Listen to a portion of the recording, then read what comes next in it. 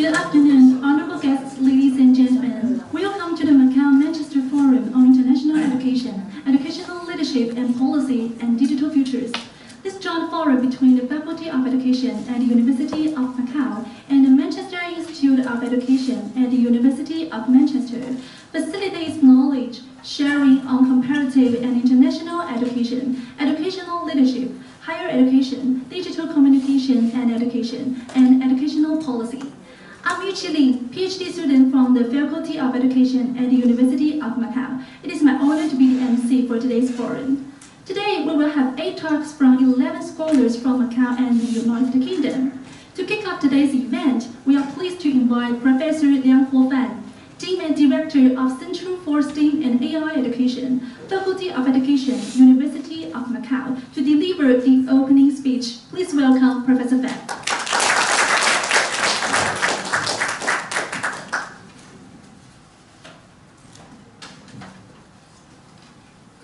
Good afternoon, dear ladies and gentlemen.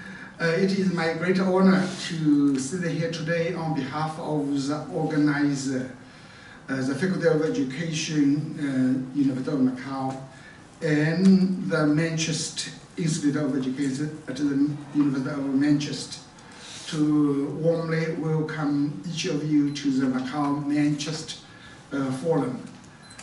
So thank you very much for making up your time to come here. I know now in the middle of a semester and a week, so everyone is busy, but we know the importance, so thank you for your coming. And we have been very excited to expect our distinguished guests from the Manchester University to visit us. So I also wish to express my great appreciation, gratitude to Professor Zhang Dongbo and his organizing team, including our editing team. So it is a lot of work, but it is also important work. So I will not name all of them because of the time, okay? As you all know, Manchester is a great university. I think in my mind is one of the most respected university in the world, not just in the UK. And also today we are very happy to have a distinguished team of speakers, 4 from our faculty and 8 from Manchester University. Okay, and so physically we are separated by distance. Macao and Manchester both started with M, share a profound commitment in education. Our history is a bit shorter than Manchester, but we have the same commitment. We are also very ambitious in pushing our research, teaching, and service in education forward at the regional level, national level, and international level. Okay? As a bridge between Eastern and Western cultures, the University Macao's Faculty of Education has long been committed to nurturing talents with global perspectives and promote cross-cultural educational exchanges, echoing Macao's role in the Guangdong, Hong Kong, Macao Great Bay Area development. This event will promote our vision, mission, and achievement further. And as we know, on the other hand, the Manchester Institute of Education, rooted in a city with a glorious education heritage, has been a pioneer in education reform, leadership development, and digital integration, setting a benchmark for global education practice. As Dean of the Faculty of Education, I'm proud to share that our university's commitment to educational excellence, as it's reflected in global recognition. Some of you know, some of you might not know.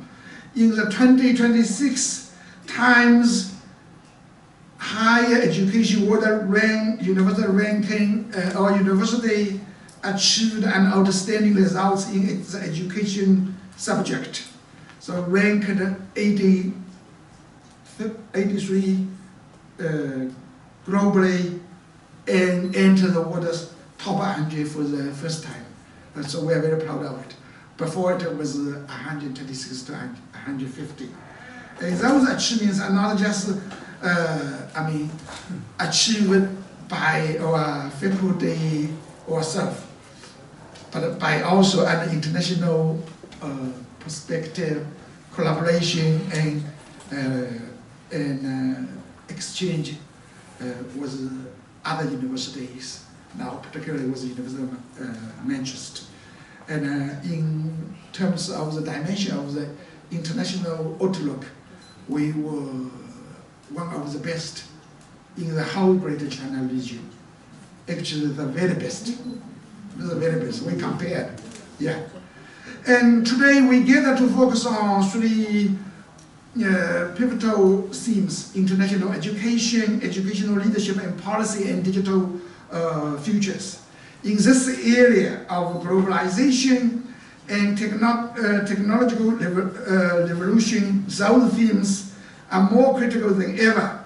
International education is about building inclusive ecosystems that connect diverse and different cultures. Education leadership and policy are the cornerstone of improving education quality and equity.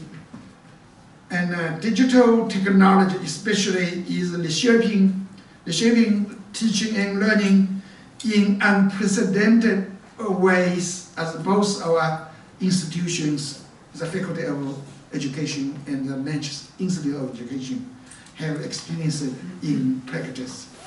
So in the following about 2 hours, our distinguished speakers from both sides will share their insights on global education, collaboration, leadership, equity, and digital innovation, among some other key issues and areas in education.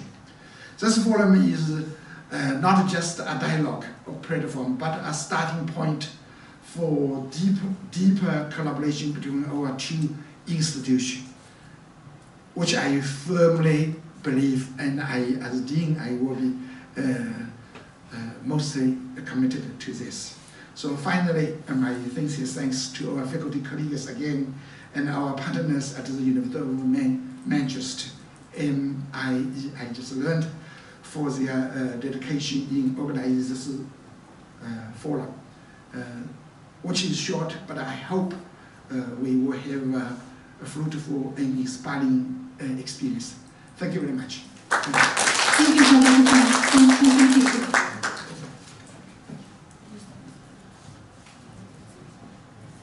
Before we begin the first presentation, I would like to mention that due to time constraint, each talk will be about 20 to 30 minutes. We have not provided enough time for audience questions during each speech. However, if our speakers set aside a couple of minutes at the end of each their talk for 1 or 2 quick questions, they will be fine. If time doesn't allow, we still hope that the tea break will offer an opportunity for such engagement. So next, let's welcome Dr. Miguel Antonio Lim and Dr. Heather Cocaine to give the presentation. Dr. Lim is a senior lecturer in education and international development at Manchester Institute of Education, University of Manchester. Dr. Cocaine is a senior lecturer in international education at Manchester Institute of Education, University of Manchester. The title of the topic is Ethical and Sustainable Partnerships in International Higher Education.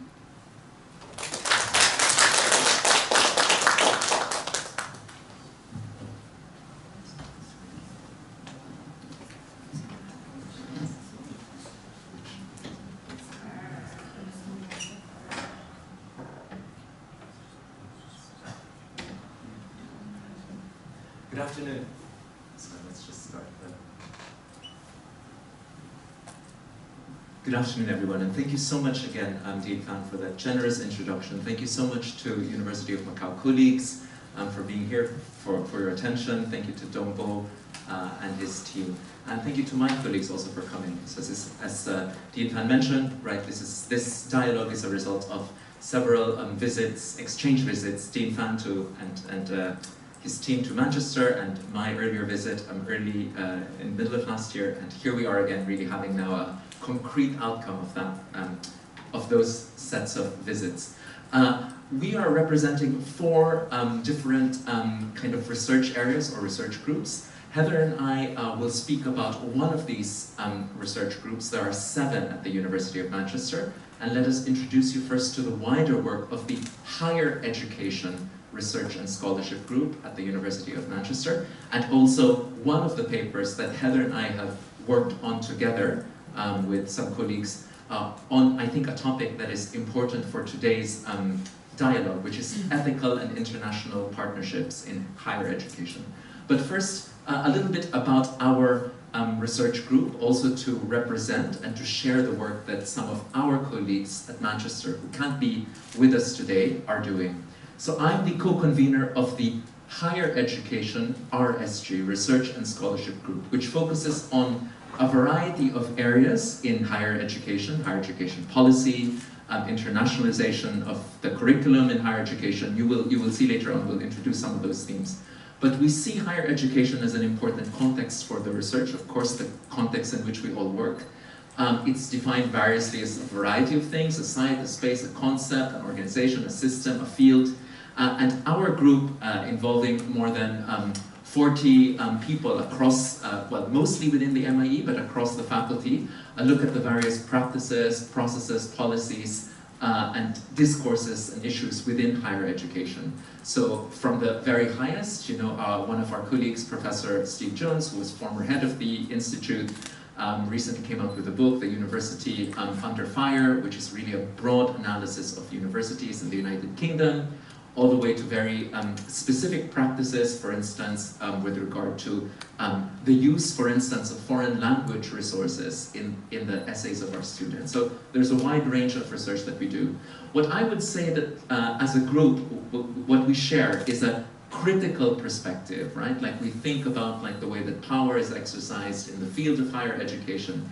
And I think I and my colleagues are not always comfortable to accept the world of higher education as it is, but wanting to change it in, I think, ways that we feel would be good for ourselves as knowledge producers, as scholars in academia, for our students, and also for wider society. We believe in interdisciplinary or interfield work, and we draw, as I mentioned, people from across different disciplines within MIE, but also across the university. And, well, as the topic will show as well, I think there's a sense of a commitment to ethics, fairness, and equity in our work. So we have 3 broad themes, we could say, that encompass the work which most of our colleagues see themselves in, right? Like 3 strands of work that our group value, which is equities and inequalities. So we look at, for instance, admissions policies into higher education in the UK and internationally. So, for instance, Heather and I look at some of the practices that sometimes help or don't help international students succeed on the basis of a variety of socioeconomic or socio-cultural characteristics. Some of my colleagues do that in the UK, some of it look in terms of language and other intersectional forms of identities. Here are some of these examples. So, for instance, Sylvie Lomer, myself and others look at access of international students to mobility, to who gets to participate in international student mobility or partnerships. Sky Zhao, who's here, myself and others have looked at graduate employment outcomes of international students and how that is also a space in which there's lots of equity and inequality. The second theme that we have, if we move back, is on critical and ethical internationalization. Heather and I will be talking about a paper and a research strand that we've been developing in this area, particularly in TNE, transnational education partnerships, and how we feel from an institutional perspective, how we think this can be improved, or at least can be made more sensitive to the needs of partners on both sides, and not just the needs or the interests of one partner, say the partner often in the global north compared to the partner in the global south. But there are issues that we look at in terms of regional integration in the global south, or scholarships in the global south, or the role of rankings, for instance, or climbing this hierarchy of international higher education. That's myself and other colleagues. But it's just to mention, I mean, we'll share all of these slides with you, and I think it's also recorded, that we have so many colleagues doing a variety of issues, as I mentioned, on critical and ethical internationalization. And then our third theme, we would say, is in the broad area of policy and pedagogy. And here, I think we really are quite proud of the fact that we are trying to change not only our practices within MIE, the Institute of Education, but within the wider university, the University of Manchester. So Manchester has about 15,000 international students. Manchester's around close to 50,000 students, and 15,000 of those students are international. And I think MIE is at the heart of many university-wide practices that are about improving pedagogy and the experience of international students on our campus. So it's of course not just about, students, but about making higher education policies more ethical, more fair, more just, better, more reflective. So, Heather and colleagues have been looking at classroom practices related to international students, how they're represented on social media, and the problems sometimes that happens there. Heather has also worked with colleagues on the development of kind of cross-cultural or international student identities. And of course, as you can see, there's also a variety of work in many other areas on policy and pedagogy, on liberal arts, on higher education governance, on finances, philanthropic giving, and so many other things. Shall we then move on to and now that we've presented kind of the general work of the group, and as I said, this is I would say a small subset of the work that the wider group does, Heather and I would like to present maybe a deeper dive into, say, one of those projects, which Heather and I have published in 2 papers. Or higher education is the top field in our, it's the top journal in our field, and we saw your wall of fame with all your famous papers. So Heather and I are particularly proud of this paper, Varieties of Capitalism in Sino-Foreign Transnational Partnerships, which I have my own kind of concerns about this ranking scheme, but it has been published in Higher Education, which is a top journal in our field. So we're very proud to share these insights with you. If we could go on to the overview of the paper. So the main points of the paper, let me introduce the paper, and Heather will go through the kind of the details before we enter discussion, is to explore using China as an example of a partner, using China and its own interests and goals, looking at China's global positioning in higher education through its many joint ventures, including what we are trying to do, what we are doing at the moment, and what we are trying to do even further between Manchester and Macau. But what we did in this paper is to look to analyze the policies, but also to analyze specific institutions in how they enact this partnership. So we assessed the Ministry of Education's goals via an analysis of the CFCRS, this long-running policy, at least in mainland China, that governs the transnational partnerships of universities in mainland China, and how they partner with foreign universities. And we use the theory, Helen Soskis's Varieties of Capitalism, as a kind of theoretical framework. Not necessarily because we think that higher education should be a quote-unquote capitalist space, but like as a lens to show that each university and each country has its own very specific context, and we have to be sensitive to the context to be able to understand how to find a solution or a partnership that works for both partners and not just one partner.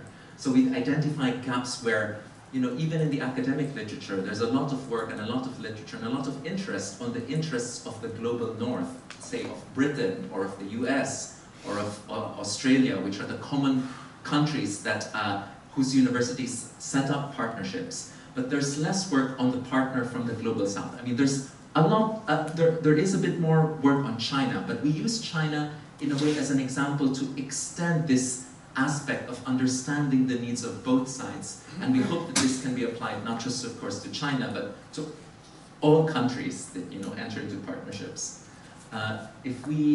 So the main research questions are that one is a descriptive question, our analysis of the policies of Sino-European joint venture partnerships. And we focused on 2 case studies that Heather will talk about, the Sino-British College and the Sino-Danish Center. And then we spoke about the value of the analytical framework, to describe and explain these partnership approaches and how they show or explain the varieties and the strategies of these different partnerships. Oh, sorry, is this still my slide? Or oh, sorry, this is the Might as well finish it. okay. This is the last slide. Apologies. The last slide is that okay. We did a policy review. We did a kind of policy analysis based on these two partnerships, one based in Shanghai and one based in Beijing. We looked at the policies in these two city region areas, as I mentioned, to describe the quote-unquote variety of capitalism that exists both in the Beijing area and the Shanghai area. We looked at the variety of capitalism, so in other words, the socioeconomic context of Britain as a sending country and also of Denmark as a sending country. And then we looked at the interaction of these two countries. We paid particular attention to issues, how the policies changed during the COVID-19 pandemic, and we did a concept analysis using our framework of these two cases. Can I just mention that, the cases are named, that the author team, so part of it is in a way a quasi-ethnographic analysis, because members of the author team have long-standing experience of these institutions via previous work that we have done in the past in these institutions. So just to say that the partnerships that we looked at, this one was a collaboration between China and Denmark, based in Beijing, and this was more, so we weren't looking at something that was a branch campus, but a much smaller kind of operation and collaboration, but trying to explore, so how did the two institutions collaborate, what did that look like, and the kind of policies that were sort of involved in the partnerships. So this was our example that was based in Beijing. Then we also had a case study that was also based in Shanghai, and this one was a Chinese and UK collaboration, focusing on either supporting students to study for part of their time in China and then part of their time in the UK, or in some cases they would study their whole degree in Shanghai, but sort of looking at the different policies and how that worked out, and the location that they were in, obviously either Beijing or Shanghai, made a difference to how those partnerships were run based on the kind of local policies that were implemented. And the policies, of course, tied in with the broader agendas of those particular regions.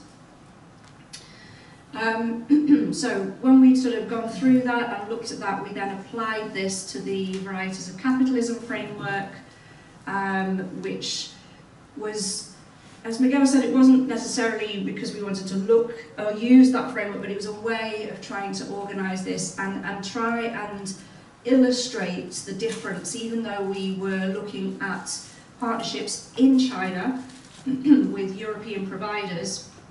Depending on the location of those partnerships, depended on how they could and should be working. So we mapped it out on the diagram that you can sort of see here, to try and illustrate how the different partnerships would sort of fall within the different governance structures within China, trying to illustrate the point that if anyone is considering setting up a partnership, it's not just a case of, oh well, what do we do when we're working with China, but sort of trying to understand that actually, depending on where you are in China, would depend on what you need to be considering, who you need to be contacting, and how that partnership may or may not be successful. Yeah, let me finish this one. Okay. Well, as I said, right, like it's hard to condense a paper and like the more empirical analysis or our data into a very short presentation. But some of the discussion points are that first of all, the role of the state, right, like we felt was very important. Of course, now with geopolitics is very important, and that the state policies are very important in understanding these T&E partnerships. But that even within like one country, like the local government or the local state and its policies really matter a lot.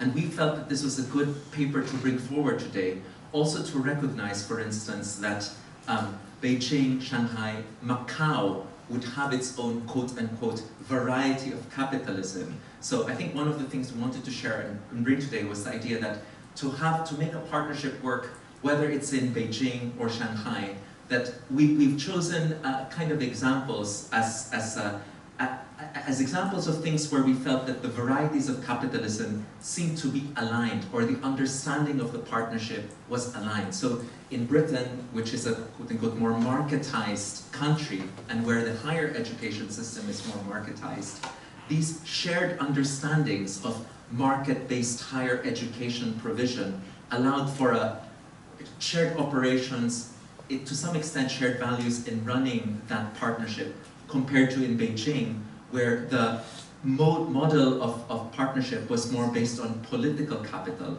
So this exchange, so the Sino-Danish Center is a partnership of the 8 public universities and the University of the Chinese Academy of Sciences.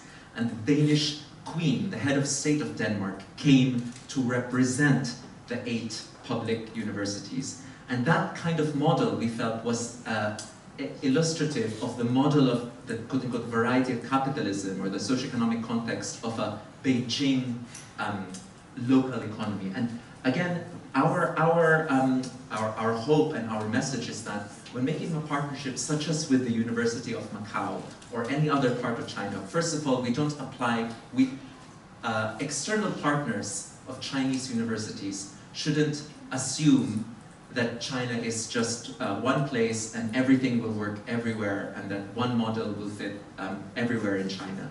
And that every part, every region, every province in China might have more specific interests and needs, and where this win-win partnership can take different forms in different places based on shared understandings of what is in the interests of both parties. I'm not sure how we're doing for time, but any questions? Thank you very much. Thank you, Dr. Lim and Dr. Kukin. So we now have some time for quick questions. If you have a question, please feel free to raise your hand. So I will give you a few. Yeah, please.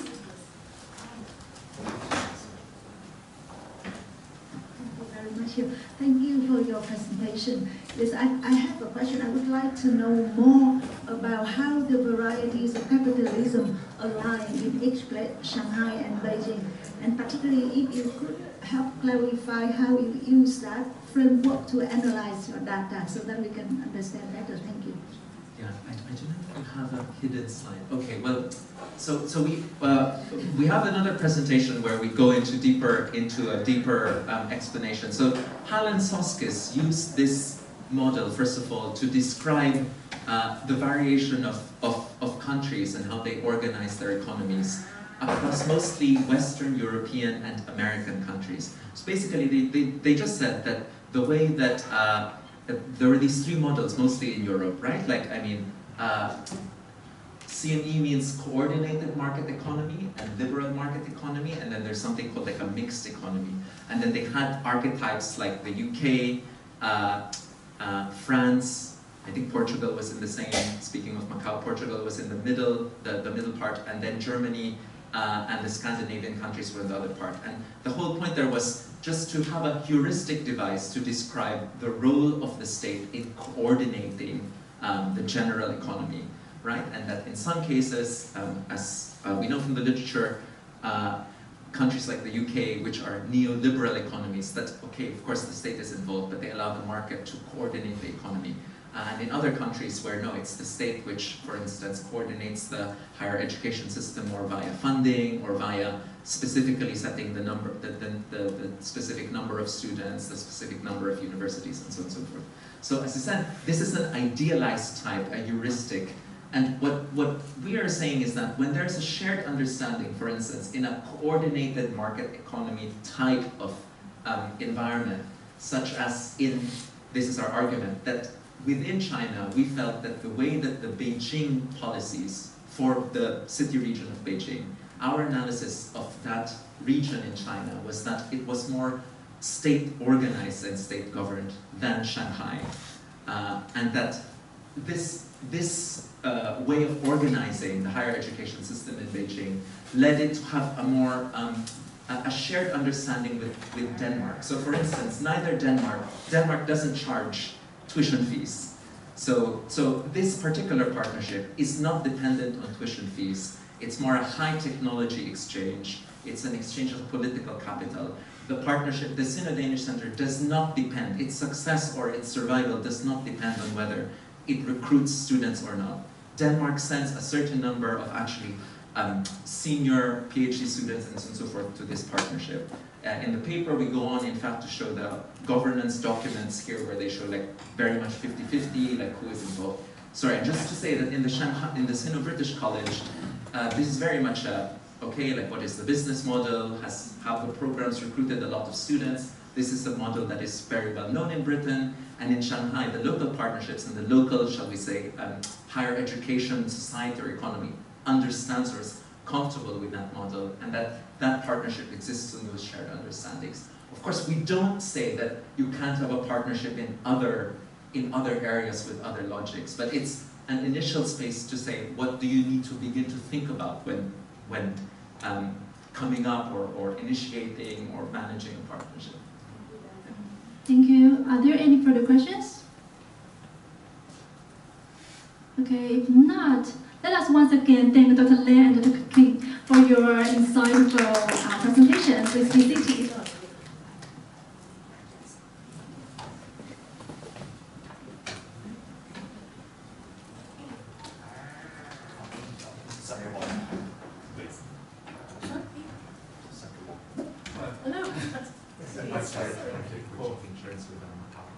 Wow, we're sorry. I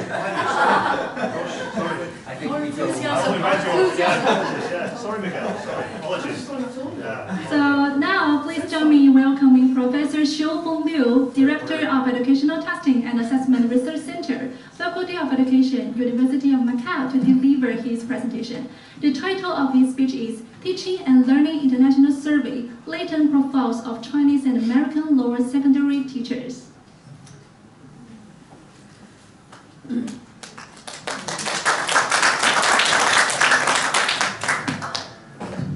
Good afternoon, everyone.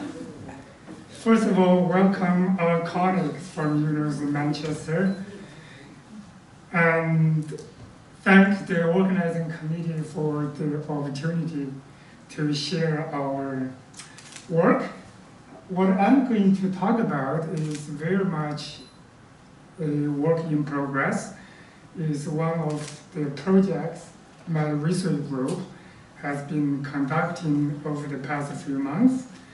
So the title of the presentation is the Teaching and Learning International Survey, Latent Profiles of Chinese and American Lower Secondary School Teachers.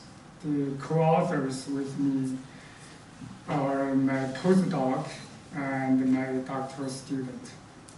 So in this talk, I wanted to briefly talk about what is tennis in case you don't pay attention to tennis, and some major findings of tennis 2024, which was just published.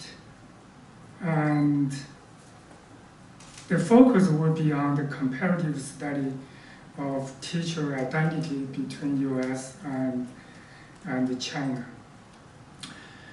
Just for your information, tennis is organized by OECD. You may know PISA, also organized by OECD, but this one is about the teachers. It's about teaching in the classroom. And tennis is conducted periodically every 6 years since 2008. It's focused on lower secondary schools, which is about junior secondary school in China. The sample of tennis is 20 schools per country and 20 teachers per school. And in 2024, 53 countries participated in the study. China does not participate in many studies. Occasionally, China participates in like PISA teams. Once it participates, it ranked very high. And the tennis is one of the exceptions. China has been participating since its beginning. So we do have the results from China. However, China is obviously is not a representative sample. It's only teachers from Shanghai participated in the surveys. So it's not a representative. Just for our common conceptualization, tennis, the framework is like something like this. And this has been changed since the beginning. And now 2024 is really focused on the 3 areas of teachers' work: job demand, job resources, personal resources. So those are about teachers. And then it really want like to look at how those resources, demands may impact on professional outcomes, such as teaching outcomes, well-being, job satisfaction, and career intentions. And obviously, around all those constructs, there is context for all those. So there's a background rationale to examine those contextual factors. So let's look at some sample results. This one is related to job satisfaction. Right? If you look at this diagram, it shows the percentage of teachers who agree or strongly agree with the following statements about their jobs. Like the first one, all in all, I'm satisfied with my job, right? And then the horizontal axis is a percentage of teachers agreeing or strongly agreeing. So if you look at this question, there is a variation, right, expectedly, and OECD average is represented by the green dot. It's pretty high, it's about 90%. Teachers in OECD countries agree or strongly agree, I'm satisfied with my job. But there is a variation, right? The lowest looks like it's Japan. Teachers in Japan relatively, right, has a lower percentage agreeing or strongly agreeing with this question. Although the difference is not that big, right? For some other questions, for example, I would recommend this school as a good place to work, right? The variation would be bigger, right? And OECD country average is around 85 or 82%. And then Vietnam, teachers in Vietnam have the highest agreement to this question, right? Again, Japan has very relatively lowest average in this one, right? So you can say there's wide variation among teachers across countries on those different questions, right?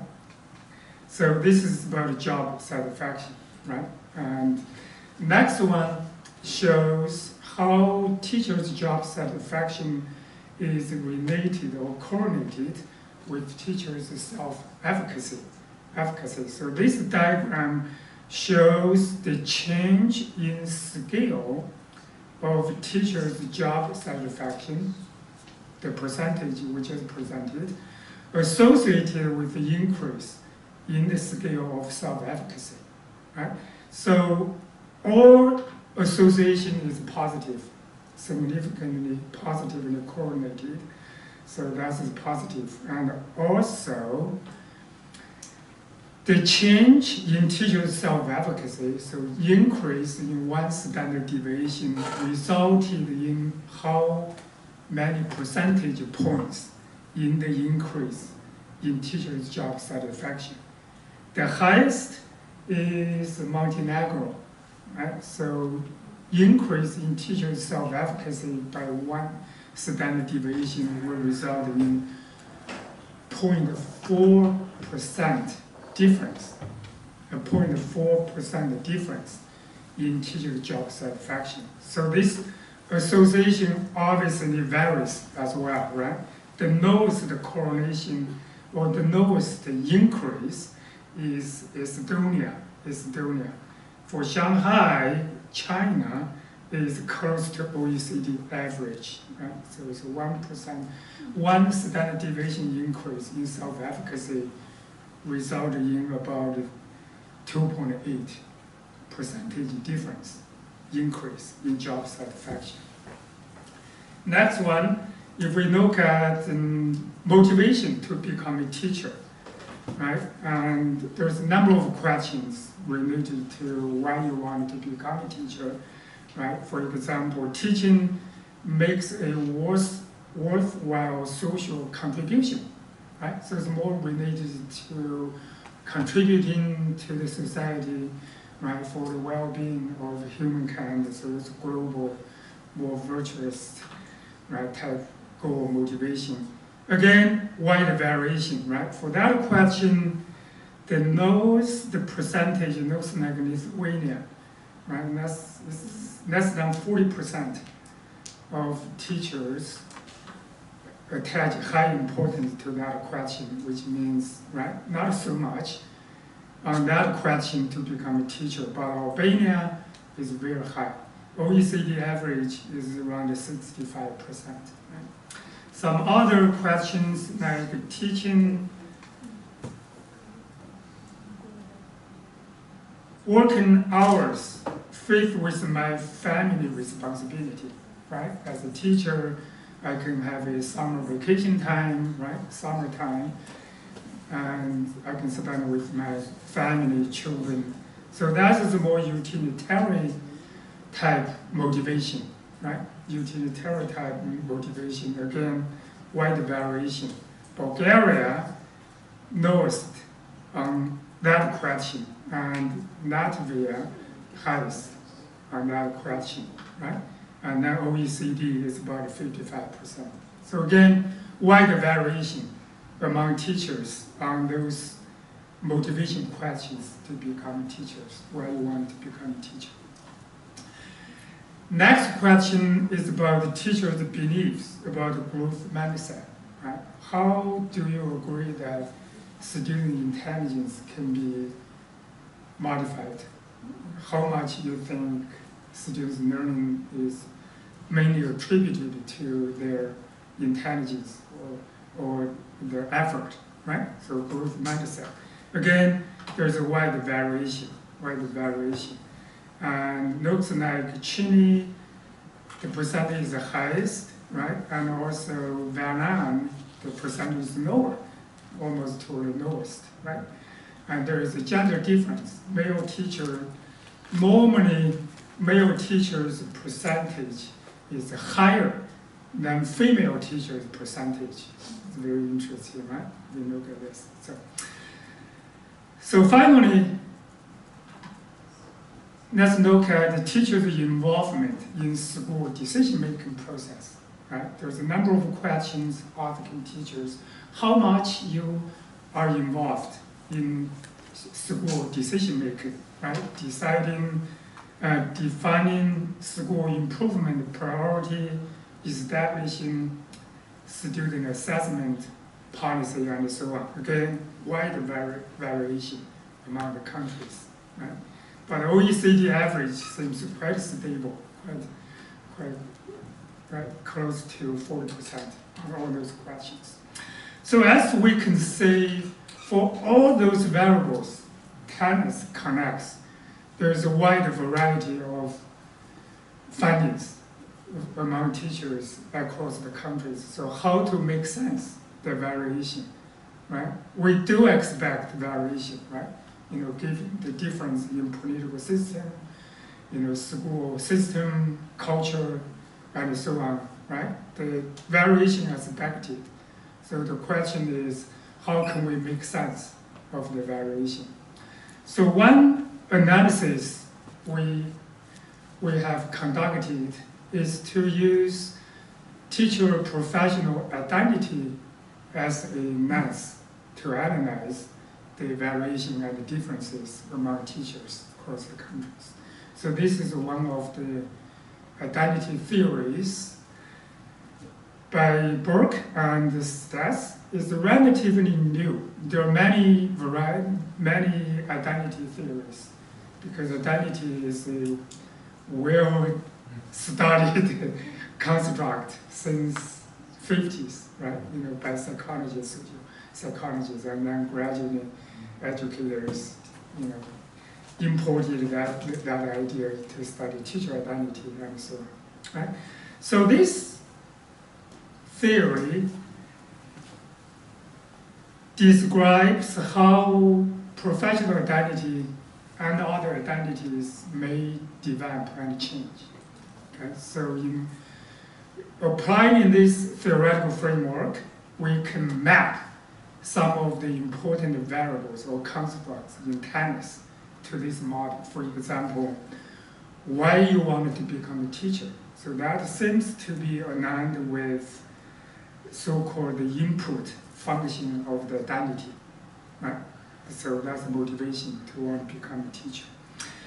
The growth mindset, that seems to represent the teacher's fundamental beliefs and the values about the teaching. So that can be used to represent the identity standard. For comparator, teacher's self-efficacy, right? Is the teacher's self-judgment, what they have experienced may match with their expectations, whether or not they think they can do a better job. Self-efficacy would match with the comparator. Participation in school decision making, so that's resulted in teacher performances, right? And in affection and the performance and so on, right?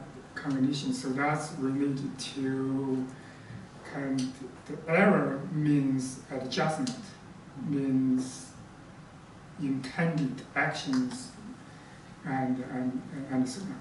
And then job satisfaction can be considered to be output, right? The satisfied with being a teacher, right? So that is kind of outcome. So in this way, we mapped some of the variables to the identity components, and then we apply the latent profile analysis, which is a different approach than variable-based approach. So we look at teachers as groups, and then we look at China and the U.S. Seems quite, representative different, education systems, and then based on the field statistics, it seems that both U.S. and China, the samples can be best represented by 5 profile groups. Here are the results. So we found really there are 5 distinct groups that can be differentiated among U.S. teachers. The one group, number 5, seems they're high on almost all those variables, all those constructs, mainly growth mindset, participation, motivation, self-efficacy. There's another group seems close to the lowest on every variable. Group 2. Group 2 is really low on growth mindset and participation. Other variables not that lower, but close to the average, right? For the Chinese sample, the Shanghai sample, although not exactly the same, but overall distribution, I would say more or less similar. We can still have at least 2 groups are very similar, almost identical, right? The highest group, right, is high on almost all those variables, and then the lowest group, lower on almost all those variables. Underneath those 2 extremes, those 2 groups are very similar. In the middle, right, in the middle, the 3 groups are a little bit more or less, right, more or less similar. And in terms of percentage, the highest group, above average on all those variables, the Chinese sample has a much higher percentage. Almost 1/3 of Chinese teachers belong to the highest group. American teachers, not that high, only 12%, right? So that's quite a big difference, right? For the lowest group, in both samples, the percentages are small, right? So that means the difference is really on the top, right, profile teachers between the 2 countries. We also did a regression analysis to say how those profiles may predict job satisfaction, right? Job satisfaction as output variable in the identity model. And if you look at US sample, right, profile 5 significantly positively predict job satisfaction, right? If they're in top profile 5, significantly their job satisfaction is higher. And then profile 3, which is more or less in the middle, is also significant.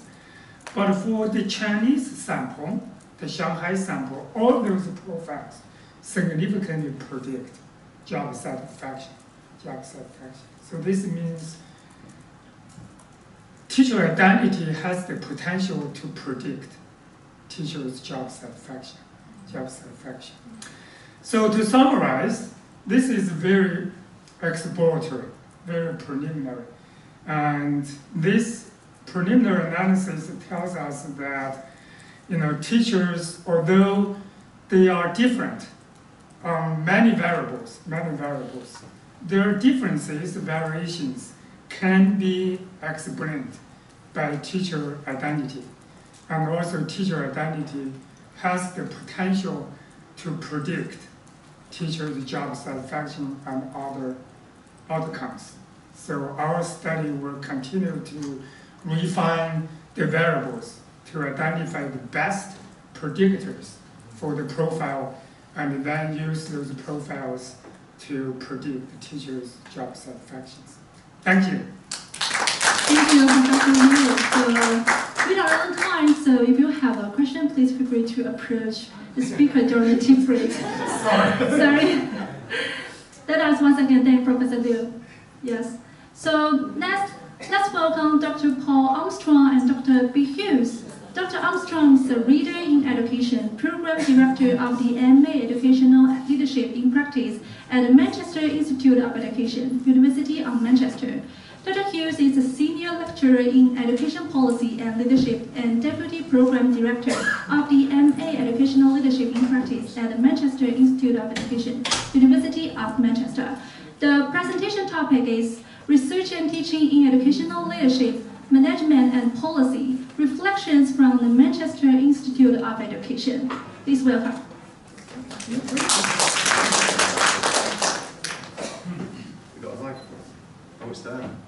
Thank you very much. Thank you, colleagues, and thank you to Miguel and Heather, and thank you, Professor, for your wonderful presentations so far. I really enjoyed them. Thank you very much. We're going to give you a very brief overview of our research group,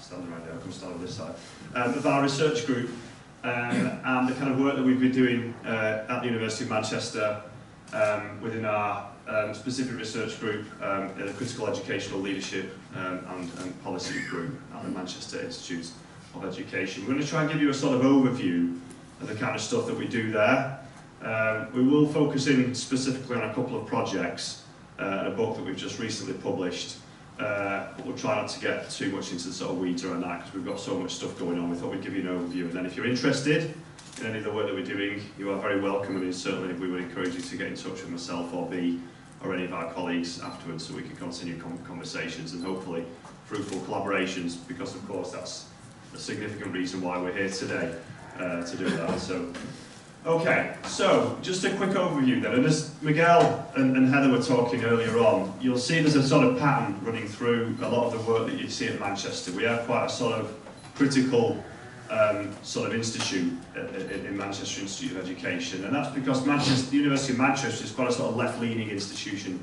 Manchester as a city is quite a left-leaning place, yeah? It's the birthplace of lots of very sort of left-wing ideas and ideologies, and that very much is sort of represented in a significant amount of the work that you see, particularly in the Faculty of Humanities, particularly in the School of Environment, Education and Development, where we are all based. So you'll see that sort of critical thinking very much sort of ingrained in a lot of the work that we do, and so you know we're quite sort of proud of that, you know, in the sort of work that we promote. So with that in mind, our focus is very much on the sort of critical analysis and understanding and interpretation of educational leadership, policy, power relations, but we do have a sort of significant international reach. A lot of our work is sort of across sort of different contexts, different parts of the world. We have a number of different partners in different parts of the world, including here in China. Certainly a number of our PhD students from China. They often return back to China after they have completed their PhDs. We continue our collaborations in that sense. We're also very interested in policy as well. We very much see policy and leadership as sort of two sides of the same coin, if you like. Okay, and our contention really is that you can't really understand leadership in education without also understanding policy. Okay, so the two things are sort of connected, very much so. Okay, so again that runs very through much a lot of our work, and then our impact kind of reaches through to education professionals generally, okay? And so we're talking there about teachers from all different sectors, from kindergarten all the way through high school, middle school, high school, all the way to university, and also young people, children within all of those sectors, and the wider communities that they serve as well. And we do that through a range of different sort of activities that you would recognise: research seminars, events, various similar forums and things like that. So. B? So we have our key members, so the research group that I'm convener of, with Professor Stephen Courtney.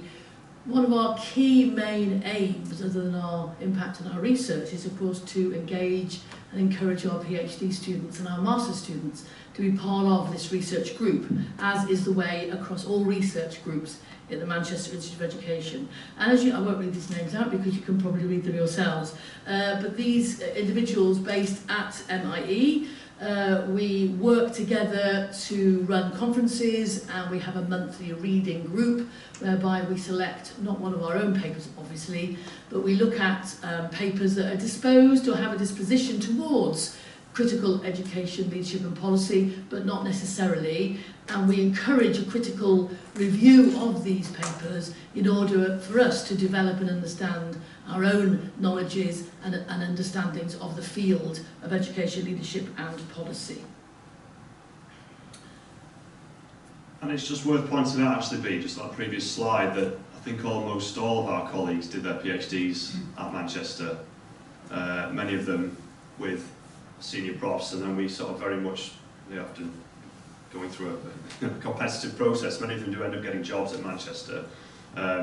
So we take our PhD and our postgraduate research community very sort of seriously. We work very closely with them, as does Miguel and his team, and many of our colleagues as well. So we do have a very strong tradition of that at Manchester, and again that's something that we're very sort of proud of, that support that we have for early career researchers. I think that's really, really important if you're going to build a sort of a rich research culture in any kind of organisation. The focus then on critical educational leadership and policy, very much interested in this sort of intersection, as I said, between education, leadership and policy, and how those things are sort of shaped by those political, economic and cultural contexts. And I think that the Talis presentation that the Professor has just given us here is really, really important, actually, in helping us to understand those different contexts and the sort of different ways in which education is sort of enacted, revealed, and what it kind of looks like at various levels. You were talking about teachers' professional identities, but I mean, we could sort of extrapolate that to lots of other different aspects of education.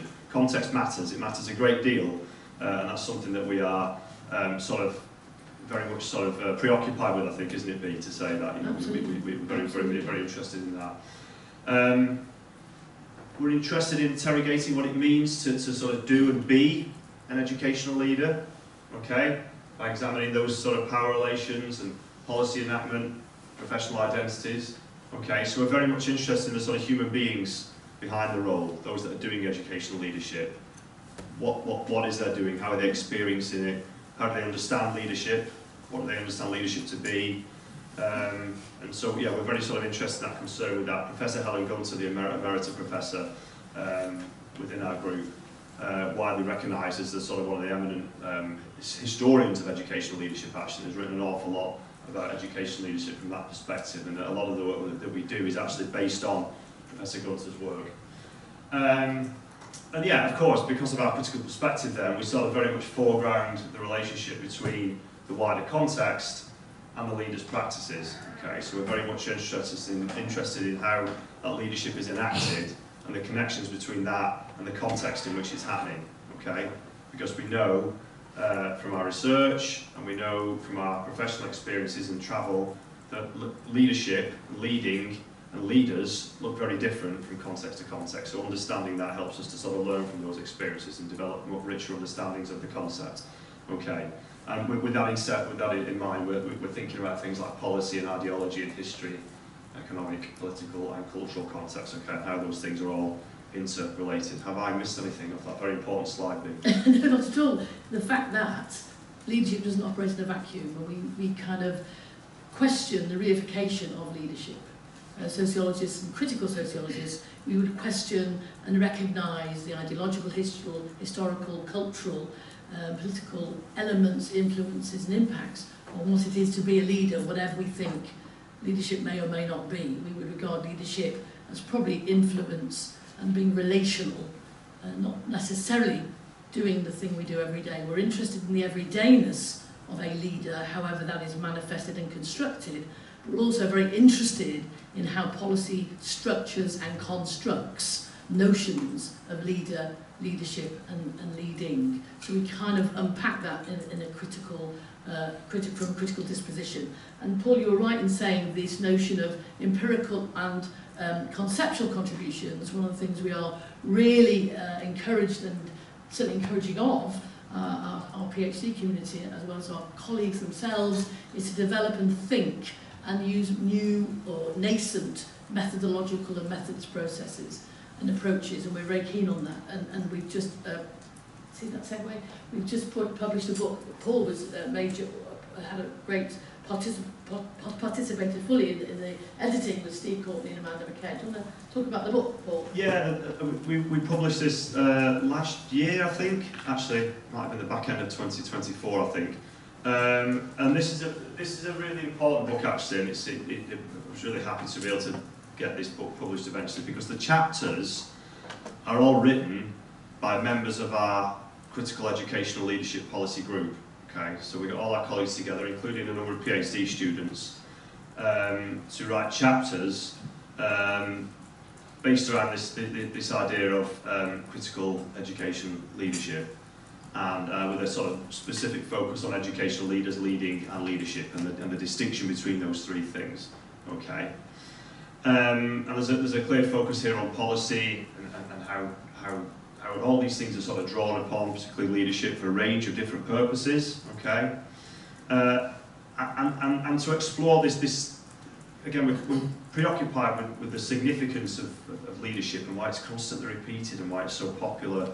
People are so interested in it. It's often referred to as this sort of solution to all these kind of social and economic problems that we see and that fall squarely within educators' sort of workloads and schools and that kind of thing. We're very interested in that. We're concerned with that. We like to problematise that.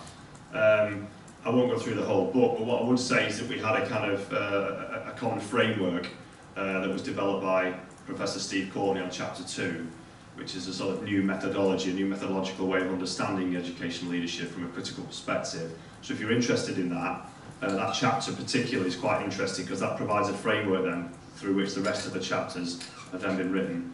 And B, of course, you wrote a chapter for this book, didn't you, as well as many other colleagues. So yeah, it's a slight departure from perhaps other leadership literatures that you might see within the sort of dominant discourse. Yeah, it's certainly not functional, but it does have close connections to practice and policy. It's not all sort of theoretical. There are clear links to what's happening in schools and universities and that kind of thing. So if you are interested, I would encourage you certainly to read that second chapter and take a look. I'm sure you'll find. And there's a chapter. There's two other chapters I think were situated in the Chinese context. Yeah, and we talked a little bit about in this book about the problems that leaders in exercising their leadership face in a complex, unstable, problematic world of truth or post-truth or whatever we like to call truth or what truth.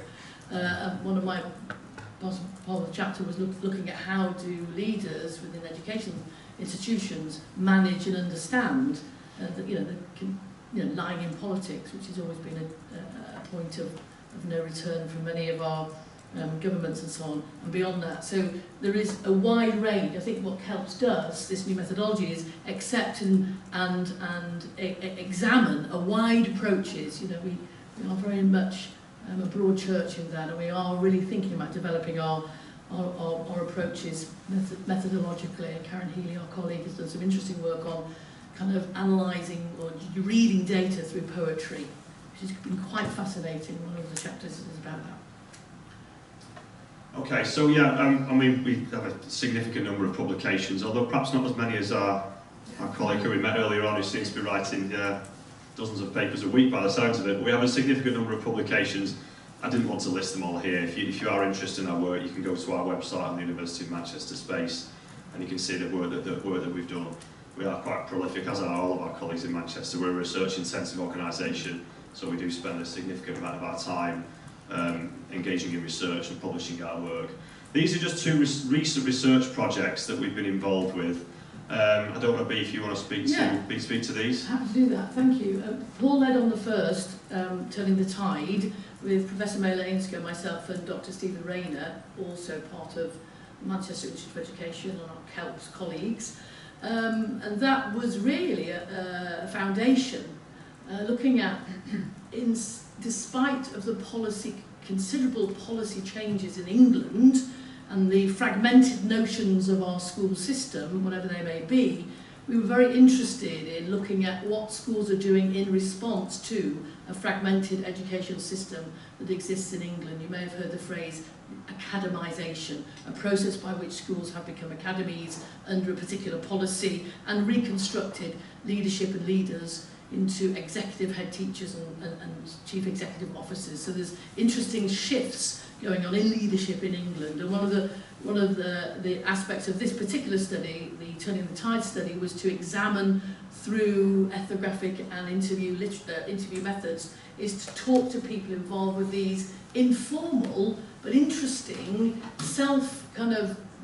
constructed partnerships that were trying to recognise the issues and challenges at a local level, schools and multi-academy trusts and academies. How might that happen? How might that be improved? How might we improve the local challenges of inequities around health, around education, around access? What are these collaborations doing? And Paul's done a huge amount of work on that previously, and it was very interesting in different locations. As Paul said, context matters, but in different locations, at different moments, over a couple of year period where we were involved with this project, we noticed and noted that actually localisation is looking at local problems at local levels and localising thinking in approaching how we improve education systems. The second one is a 3-year evaluation where the University of Manchester was invited to evaluate a very significant project led by our colleague Professor Kirsten Kerr that looked at and evaluated the work being done in this is a kilometre square, the University of Macao, right? And this area in Merseyside and Birkenhead, we focused on 1 mile square where social deprivation indices was extremely high, absences from school are extremely high, aspiration, issues around young people, and the Career to Cradle programme that we were asked to evaluate looked at three particular stakeholders that were involved in developing and hoping to improve the situation from cradle to the career to 25-year-olds. And I worked with Paul on the community input, what the community was trying to do, charities, third sector organisations such as youth clubs and so on and so forth, how they were trying really hard to facilitate aspiration for young people, to enable young people within this very challenging area of Merseyside in the northwest of England, how might charitable organisations and third sector organisations support and improve the life chances of young people. Our other colleagues, Claire Forbes and again Mel Ainscoe and Kirsten, were looking at the schools, what the schools were doing, and then we looked at wider community, and of course the local authority, the regional authority was involved with that. And there's some really interesting work we've been doing. I've been involved with social network analysis. Paul's been doing a lot of work with interviewing senior colleagues and analysing those data. What are the data telling us, and triangulating the data to tell a really powerful story. A 6-year project. We're in year 3. We were invited as the University of Manchester to start evaluating the project after 3 years of it ongoing. And you can imagine looking at the influence of stakeholders and commissioned reports, and of course they were the right to succeed colleagues were obviously producing reports of this nature to their funders as well. So it was very, very interesting, and one of the most powerful days we had was in Birkenhead at a youth centre, when we sat and interviewed several people in a multidisciplinary team which consisted of social workers, educated psychologists, drug workers, youth workers, family connectors, and how they're all thrown in a room literally and said, help fix this serious problem in 1 square mile of Birkenhead, the North End it was called, and how the response to those serious issues was made quickly, effectively, without having to referring to, which takes 2 or 3 months, referring these issues to social services and so on. So the impact was made profoundly, and it's one of the most successful parts of the whole project, like the MDT, the multidisciplinary team. Yeah, and you might be thinking, well, what's that got to do with educational leadership? Yes. Yeah. But actually, one of the things that we found, and one of the things that I think we're sort of concerned about, is that a lot of the research that we find into educational leadership assumes that it happens in a vacuum. Assumes that you can just study educational leadership in schools individually, on their own, as units of analysis, yeah, and just decontextualise it. So we know context matters, we talk about how important it is, but we very rarely acknowledge that in our research, okay? The interesting thing about the English system, and I specify English there because we have, the Scotland, Wales, Northern Ireland are very different school systems, okay, is it's very fragmented, and we do have quite a significant amount of deprivation and socio-economic kind of diversity, I would say, across the country. Pockets, particularly in a place like Manchester, pockets of particular wealth, significant wealth. That tends to be where the Premier League footballers live with their families. But not very far away, you've got these pockets of real high deprivation, very sort of low, high socio-economic disadvantage. And of course, all of those areas have a school. And that school serves that community. And the amazing people that work in those schools are often faced with having to try to address all of those social problems, yeah? Because they're tasked with looking after the well-being of the young people that they're serving in that community. So the schools are right at the centre of this. They're often the only organisation that are kind of common to everything that's happening, so they see all the problems, but of course they don't often have the resource, they rarely have the resource to deal with it. But the school leaders there have got this, incredible responsibility, perhaps too much you might say, but also an incredible amount of influence as well. And I would say in all of the case studies that are within these 2 projects, and others in this area of the field as well, this place-based area, it tells lots of things, but one really important thing about school leadership, and that's if you get the school leaders on board, if you get school principals on board, and get them to advocate for something, things will happen, yeah? Things will happen. If the school leaders don't advocate, things won't happen, yeah? They're very, very powerful. So the significance for school leadership and our research into school leadership here is that they have perhaps far too much responsibility and there's too much expectation on them, but they also have an incredible amount of influence as well. So if you want something to happen in your community, yeah, you have to get them on board. They have to be part of the conversation. And I would imagine that's probably the same in many contexts across the world. I would imagine that's something that we can probably generalise a little bit more. Certainly all the travel I've done, I've been very privileged to be able to visit lots of different countries across the world, lots of different school systems, and that's a commonality that I've certainly found. I probably should write a paper about that at some point, actually, or a book. You know, so that's something I think, and that's the link really to school leadership there, just to tie that back, you know.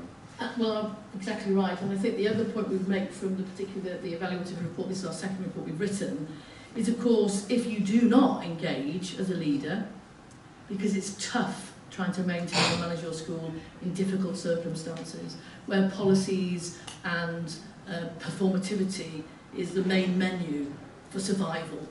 And when you are battling as a head teacher or a senior leadership team against all of those expectations, and also you've got students who've got serious problems in terms of accessing the curriculum, there's a lot of high number of refugee children within that 1 square mile of the north end of Birkenhead, then having people visit well-meaning people like family connectors or education psychologists or third sector organisations who have really good access to the families, we've met some resistance from the school leaders, bizarrely, because they're doing so much work anyway. And so there's this real tension, and I'm really interested in the politics of that, how that actually can be ameliorated for those kind of working partnerships to be far more effective. And the turning the tide would suggest that if it's local and there's lack of competition, then it's very highly effective, highly impactful. If there's issues and tensions and histories, institutional histories as well as geographical histories, that would problematise any form of collaboration, then we found some resistance. And the hardest group of people that we tried to interview and work with in the last 3 years have been schools, interestingly. They recognise the problems, but there's a sense of resistance there for lots of complex reasons. So our evaluation has been helpful and insightful, and some brilliant action research by Claire Forbes and Mel Ainscough have started to work. Even the primary and high schools weren't talking to each other, because they're trying to battle and figure it out themselves. Many of them did, but certainly those who went to part of a bigger trust organisation of schools found it very difficult to engage in the project. So it's an ongoing project. The other thing I think, sorry, I'll just make one final point, of course that word sustainability. We can go into these areas, we can fund massive projects such as this one, Cradle to Career, but how can that work? How can that disposition be extended and sustained until these young people of 10 get to 25, because the funding's finishing in 2 years' time? And how do we create, and it's not a that we're evaluating it, but how can we create, or how can the project create, a sustainable model that enables the practice, good practice that we've been evaluating, continue on to support these young people until they actually get to 25. It's virtually impossible in some respects, but we're optimistic on that. So. Always. And both of those reports are available online, publicly available. We'll share the slides with you at some point afterwards. Just a very quick walk through a couple of the programmes that we offer within the Manchester Institute of Education that are linked directly to our research group. I wanted to talk to you about these briefly because I think it is really important, certainly as to me, as somebody who's been at the Manchester Institute of Education, latterly the School of Education for the last 2 decades, that we don't view our teaching and our research that we've just been talking about as 2 separate entities, okay? So we have a number of programmes within the Manchester Institute of Education. Heather is director for the largest programme for her sins. She does a wonderful job there. And then we have another programme, MA Educational Leadership, another full-time MA programme. It sort of sits alongside Heather's programme. 12-month programme, campus-based. It's a UK programme, so it's a 1-year master's. I know you have a tradition of 2-year master's programmes here in Macao. And the other programme, which you can flick to the next slide, please. Right. Yeah, I won't dwell on these too much. Is the programme. This is the reason. One of the reasons myself and B happen to be in Hong Kong this week as well. Is we have a part-time MA in Educational Leadership programme. Now, I won't talk for too long about these programmes, but just to say that all of that research that we engage in as part of our research group directly informs the curriculum for both of these programmes. Okay, we feel very strongly about that. Not only do all our colleagues who are in this research group teach on these programmes and pass on our knowledge and share our knowledge with our students, all of the research that we're involved in, indeed research that's wider to the field as well, is directly informed and is part of the curriculum for both of these programmes. And this is the programme myself and BA directors for. And we review this programme every year and update the curriculum every year with our research, so that students on these programmes are getting access to the scholars who are doing the cutting-edge research in educational leadership. Okay, so there's a close connection there between the two. We don't have teaching and the sort of research separately. They're very much connected together and they're linked together, and we place a great deal of importance on that. Just 2 minutes. 2 minutes, okay. B, do you want to quickly dance us through the other activity? I mentioned this is brilliant timekeeping here, by the way. Yeah, Big red sign, which is quite intimidating. Our other activity, Paul and I have the privilege of editing Manchester Institute Management and Education, the journal you can see on the left-hand side. We also are heavily involved, Steve Courtney and colleagues are heavily involved with email, field-leading journal for education leadership management internationally. Professor Steve Courtney is editor of, or chief editor I think, of Critical Studies in Education, and all of us are members of the British Education Leadership Management and Administration Society, which is our field-leading society that we're all members of. And we've mentioned one of our activities, which is to do with hosting events and conferences and so on and so forth. Done. Done. Finish, yeah. Thank you.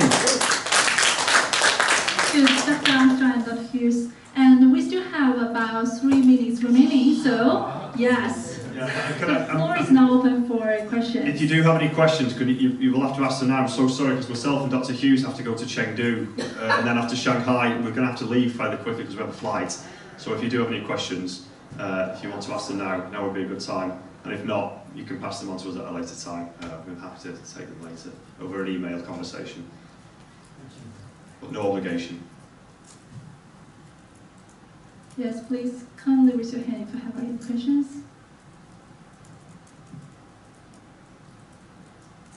And this is a great opportunity to engage with our speakers. Okay, so if not, we will proceed to the tea break, and let us once think again. Thank you so much. Thank you for your inspiring presentation. So now it's time for a tea break. We have 20 minutes for the break. So after that, you may come back and welcome Dr. Xin Guo, Assistant Professor at the Faculty of Education, University of Macau, to deliver her presentation with the topic of Beyond the What Works Paradigm, a Chinese case of non-affirmative leadership to change the grammar of schooling. Please welcome. Thank you. Okay, this is what? Or I better stand here? Doesn't matter. It's really my pleasure to be here to share my ongoing research, a bit of my ongoing research, with distinguished guests from Manchester, but also with my local community colleagues and students. It's pity Bea and Paul just left, but we will talk afterwards. Before I started, I just want to say, even for a short period staying with you, I can feel that collectiveness among you. There is really a shared vision, shared value, and I think that's really good feeling. So very happy to work with a team like that. This work I presented is only part of the, we hope, is a long-term project. The title is Mouthful, Beyond the What Works Paradigm, a Chinese case of non-affirmative leadership for new grammar of schooling. And hopefully in the next 20 minutes, I can break it down, make it clear to everybody what I'm talking about. Now, if you are a typical Chinese public schools principal at this moment, I think you will feel something, I call it a dual squeeze happening in the policy system and institutions. One squeeze comes from what I call state accountability logic, which is coming from the new liberalism's idea. On the one hand, it seems to give you more autonomy, but to exchange that autonomy, you have to present the performance designed by their metrics. And because of this pressure, the high-stake exams, I know you're all very familiar with China, so Zhongkao and Gaokao becomes even more important. But there's another side squeeze, which is I call it market competition logic. This is come from living in this area, the parents' anxiety for social mobility. And because of that, the parents aggressively engaged with educational resources, competitions, which are defined by the state metric. So when these two come together, what you experience is this significant phenomenon in China we call the evolution nature, which he defined a self-defeating circle of irrational competition. Another picture is in 2020, and again this idea is very popular online. So it's a picture of students, a university student from a top university in China, and he's operating his computer on the bicycle on the way back to dormitory. So this is where you're facing as a principal, but let's look at what is the education leadership's research has done. Not including the team from Manchester, I have heard. I'm very happy to say. I think it's safe to say in the education leadership field, we've been dominated by what works paradigm. Most research in the top journal asks the questions of what styles, approach can produce a better outcome. Transactional leadership style, transformational, instructional, distributed leadership, there's also other new names and still coming on more concepts, they all create some sort of toolkit for the practitioners to promise you can be more effective if you're doing those aspects. Now, Iomaki and Eugene, I don't know if I pronounced these German names right, they call it organizational ontology. That means the focus is how it is an organization in schools, becomes an effective system and meets designated goals. That's where the leadership's literatures focus on in education. But the problem is, they might be helpful. They might tell us what leaders do to achieve some outcomes decided already there. But they really asked, what is this educational purpose of these outcomes? You be effective leaders for what? And this is why I call it is a missing piece. It's what way the principal in that situation would want to ask is, how do we lead educationally in a system designed for performance? So that's a bit of the theory. And now, I find this non-affirmative leadership is a really helpful concept to change that paradigm. And it's borrowed from the long tradition of European research, and including lots of famous education philosophers in German. And I know these days there's a group of Nordic researchers started promoting this idea as well. So just keep it simple. There's three core concepts from these non-affirmative leaderships. The first is build smart, build them kind. Again, probably wrong if somebody understands German here. Or another word, lots of people are quite familiar, Bildung. Again, it is, or Bildung is another German word. So the meaning of that is the fundamental human potential for self-formation and ultimate growth is foundation of education. We're doing education, we're teaching, because we believe every individual human already have that potential to become themselves, to self-formation, to be autonomy, okay? And therefore, teachers and students are not subjects in the process for us to mold it. So education in that way is viewed as an invitation, provocation to this self-reflection and autonomy. And based on that, that's why we have to recognize this. So for individuals to be able to become autonomy, self-reflection, following the same logic, which means they have to have that potential already. So they have been perceived as autonomous, free, and self-reflection individuals.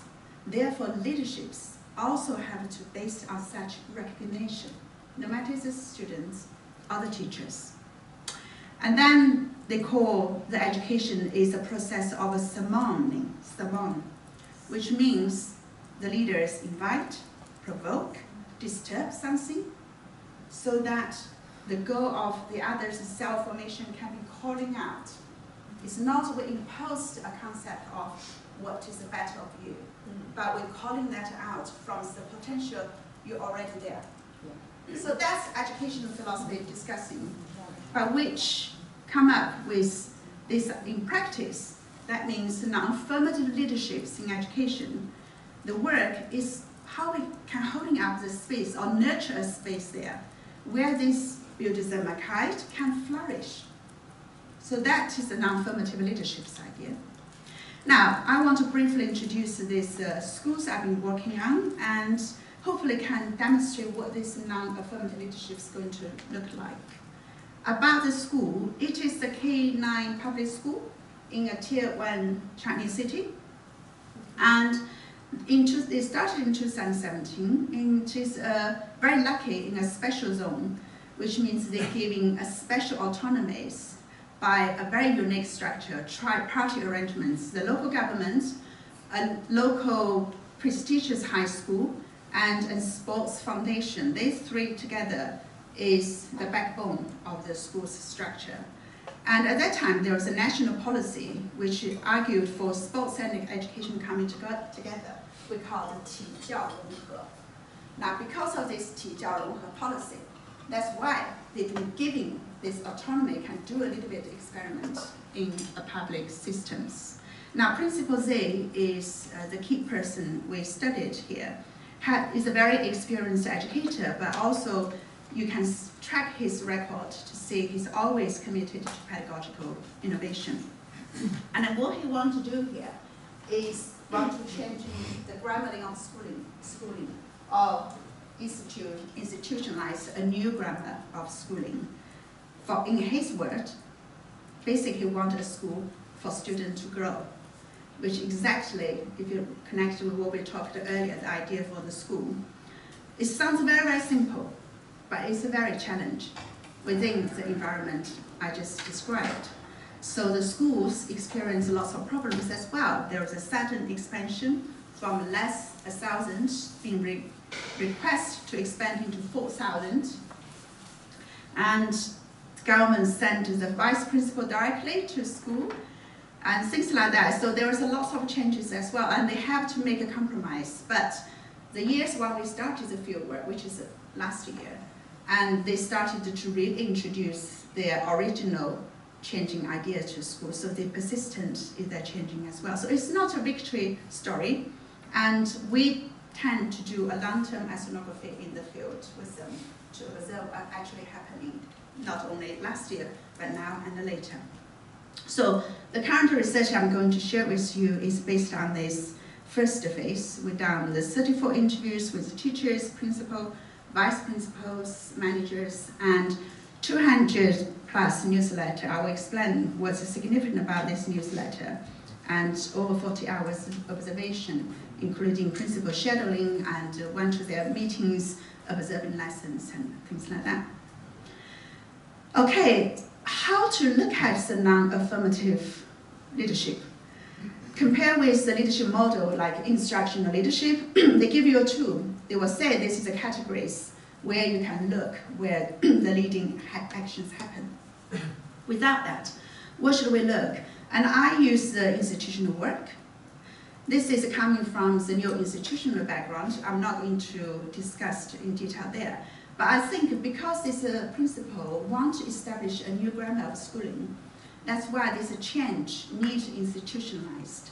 And I find the institutional work concept can be really helpful. And this is also the theory really focuses on the practice. So they they summarize the different institutional work into 3 major categories: creating, maintaining, and disrupting. But each major categories, you can see they can go down even more details, the subcategories. Again, we're not going to bore you with all these details. And I only select a few examples to share with you for these different leading actions, creating. Now, one of the most significant creating he does is change the structure. He introduced the college systems in his school. Now, if like me, working in a high school for many years in the UK and Hong Kong, college is the idea they probably feel quite familiar with, 学院. But in a Chinese public school, and also starting right from grade 1, it is a very new structure. It's requiring lots of structure reshaping in his school. And the fundamental idea to change that is because in China, most school is large. And he found that these large schools make students anonymous. Without that concrete relationship, he thinks the true education can never really happen. So that's the idea behind it. Of course, this is more, because he dislikes the hierarchy structure. By introducing this college, he also reduced several in the middle of the structure within school. And he regards each college, he hopes, ideal situation is 300 to 400 students, teachers together, they know each other. That is the ideal model. And also the director of college, a bit like a small school principal, who can combine the teaching and we call moral education, a bit like a pastoral care in the UK term, together instead of separated in the most systems. So that's what he said in his word about why he introduced the college. Education can only truly happen in such an environment where every student and teacher can know each other. Now this is a structure comparison between the traditional bureaucratic structures in public school and the flattened college systems. We're not going to in the detail, but you can see virtually the difference in terms of levels as well. And I have this dotted line pointing something called the CCRT, Central for Curriculum Research and Development. This is again his new invention. In most public school in China, we have something called 教研室, so Teaching and Research Office. And they are originally designed for support teaching, pedagogy development, curriculum development, but now full of the administrative bureaucratic demands. So that's why he refused to use the same name. And he created this new name, just want people to dissociate that role, the administrative bureaucratic role, from actually what the curriculum research should do. So in here, he wanted the people to be able to focus on pedagogy and also provide support to teacher, but not playing manager role, which in the most teaching research offices do. They become like little managers.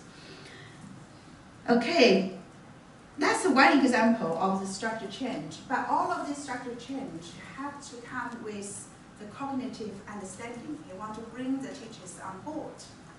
That's why we identify high proportion of his time happens in what we call the theorizing. Because he needs to discuss, he needs to explain why, what we designed this for.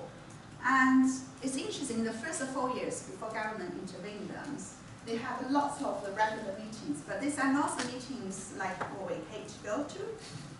These are not meetings to circulate information, to talk administrative stuff. His meetings, the teachers are very enthusiastic about. They think it's the sort of meeting they actually can grow. So within those meetings, he meets all of the staff together, and all the issues they discuss is related to education, fundamental issue of education. Of course, when they expand into 4,000 immediately, they have to compromise, because he cannot have enough capable teachers to in charge all of these colleagues and all the new teachers who understand what they're doing. So he stops these meetings and starts the newsletter writing. Okay, since year 5, he's writing newsletter every week, and I collect all of them. Now I'm analyzing those newsletters as well. In those newsletters, different from what we used to, is either some information notice or share with the parents. No, his newsletter is about his training. He will share his personal reflections. He will introduce the research to teachers, all the readings. So all this is solid discussion of education pedagogy issues. I'll give you an example. In China, we have the double reductions. So government will send a lot of notice to the schools that you need to do how many hours homework for each grade level. And he took this opportunity to, in his newsletter, to discuss with teachers what is homework while we're doing homework. It's really helpful. And then he moved on to the concept of pretending to study. He differentiated the pretending to study to real learning. The interesting thing is, when we interview teachers, we heard this language in teachers talking. And when they talk about how they design things, they also mention that. So you can see how he's using his theorizing actually to help this new institution to get into the ground. Now, mentioning, I will only use the example about the firework. He sees himself as one of the most important functions is a firewall function. And he talked to his middle manager as well. In China, we have an OA system where the schools managers can get thousands of policies information from bureau, daily, weekly, monthly. Many schools will require their teachers and managers to respond to it as quick as possible because the order from the top. But in his school, that's what he said to the middle manager. You cannot send those in direct to teachers. Otherwise, look at the metaphor he used, so interesting. You act like a police station sent by the Education Bureau, stationed inside the school. So he's very clearly about this accountability logic coming from the government, and himself and his manager want to stand in the routine and to do the work to protect the teachers. Another firework coming from the market I mentioned as well. In 2020, this school becomes the top news because this is the first year they have their first groups of graduates. And the parents feel unhappy about the graduates' Zhonghao score. So they make a big scene because they are located in the richest area in this first-tier city. And the parents are very powerful. They have lots of background. And there was even argument about the property price will go down because the school score not high enough. Within all of that, he didn't pass this on to teachers, managers to please the parents. He writes a very calm, rational, patient letter publicly. He didn't follow the logics of what the market is requiring. He just simply explained what we're trying to do in this school. So I think with sort of firework he done, those works, he actually can really protect the teacher to focus on the pedagogy instead of performance. Now, disrupting as well. I think the key disruption he done is A, he wants to disconnect the schools for evaluate teacher, which again, very common practice in public schools. And he even questions, what's the quantitative evaluation do? He didn't want to design any data, the score for teachers. He's thinking, how could, if you believe it's education you're trying to do, how could you believe that one single score can reflect the students' growth? Yeah. And another interesting thing, he also trying to undermine the hierarchy of this sort of structure. Normally, we expect answer order from the people above. This is also very common. But his teacher and manager gradually learn you will never get that from him. Whenever people get to ask him a question, he will ask, what do you think? And initially, lots of them feel painful, but gradually, they get used and they were thinking first before they actually go for it. And they know the principal never said, yes, you can do, or no, you can't do. This is not the role he's going to play in his school. However, my time is running out. Okay, my time's up. I'll quickly finish this story.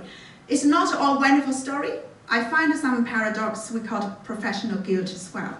If you're thinking what he's trying to do is moving from the metrics, the scores, to student growth. But for anybody experienced education, you will know the later is harder. There's endless. One is the end of the growth. How you define it. So the teacher who really calling out their agency for student growth actually didn't have less stress. Many of them are working extremely long hours, not because the principal asked them to. Okay, so it's not more relaxing work. And in some terms, me and my team were even sometimes worried about their health in such a working situation. But interestingly, even in this situation, they have a very, very low turnover. Now, they're in the 8th year in this school. They have very few teachers want to leave. So I don't know, I don't have the theory or the evidence enough to explain that. I think maybe sort of burden of freedom, but teacher happy to accept, comparing to do the things they feel not educational, meaningless, like immersion of the creative school or please the parents. That's maybe the reason, but that's a paradox we find in this. So the conclusions. Now, in an evolution systems in China, but I would think probably also globally, the neoliberalist impact, the effective leadership is not about just how to drive people harder, more effectively. It is about how we hold in this open space possible, which led to intrinsic logic of education can thrive.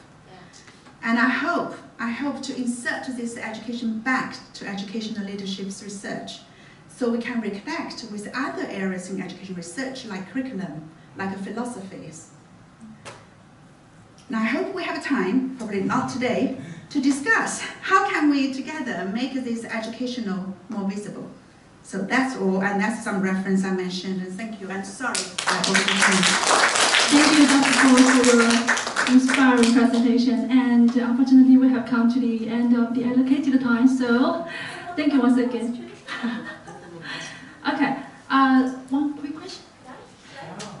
Would it be okay to just take one quick question? Yes, of course. Sorry. Sorry, I'm just very fascinated about your talk. So what I find is interesting, I was actually reading a book before I came here, and the book's name is A Little History of Philosophy. The reason I like the book, when I open it, the first page, it says, there is a man being sentenced because of asking too many questions, and that's Socrates. Because he always encouraged other people to think rather than giving a definite answer.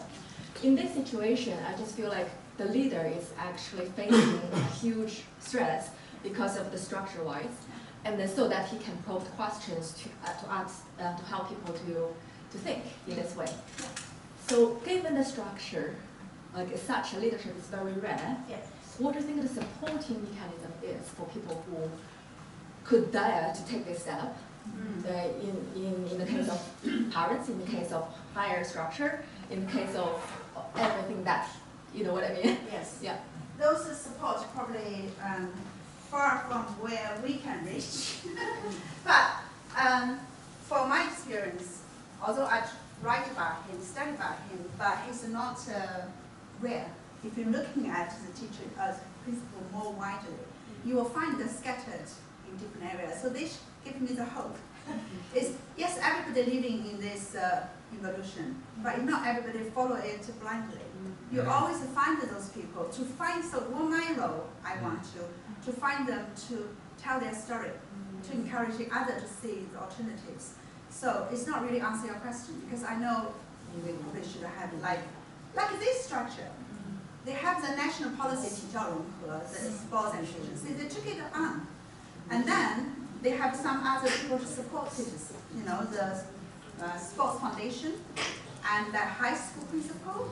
If I said the name, probably most Chinese people will know that high school principal name because it's so similar, so influential. So, but those sort of people give the space for him to do something. Now, those people are not rare as well. Can we encourage more of that happens? I don't want to say we want to change the policy, we want to change the structure, because that's too hard. But what I want to say within the structure and policy, but we can still see the different things. I don't know if I answered the question. Yeah. That's my honest feeling. Thank you. Thank you. Thank you. So next, let's welcome Dr. Sky Zhao and Dr. Heather Cocaine. Dr. Zhao is a lecturer in Generative AI for Education at the Manchester Institute of Education, University of Manchester. Dr. Cocaine is a senior lecturer in international education at the Manchester Institute of Education, University of Manchester. The presentation topic is Advancing Global Equality and Inclusion Through Digital Education. Please welcome.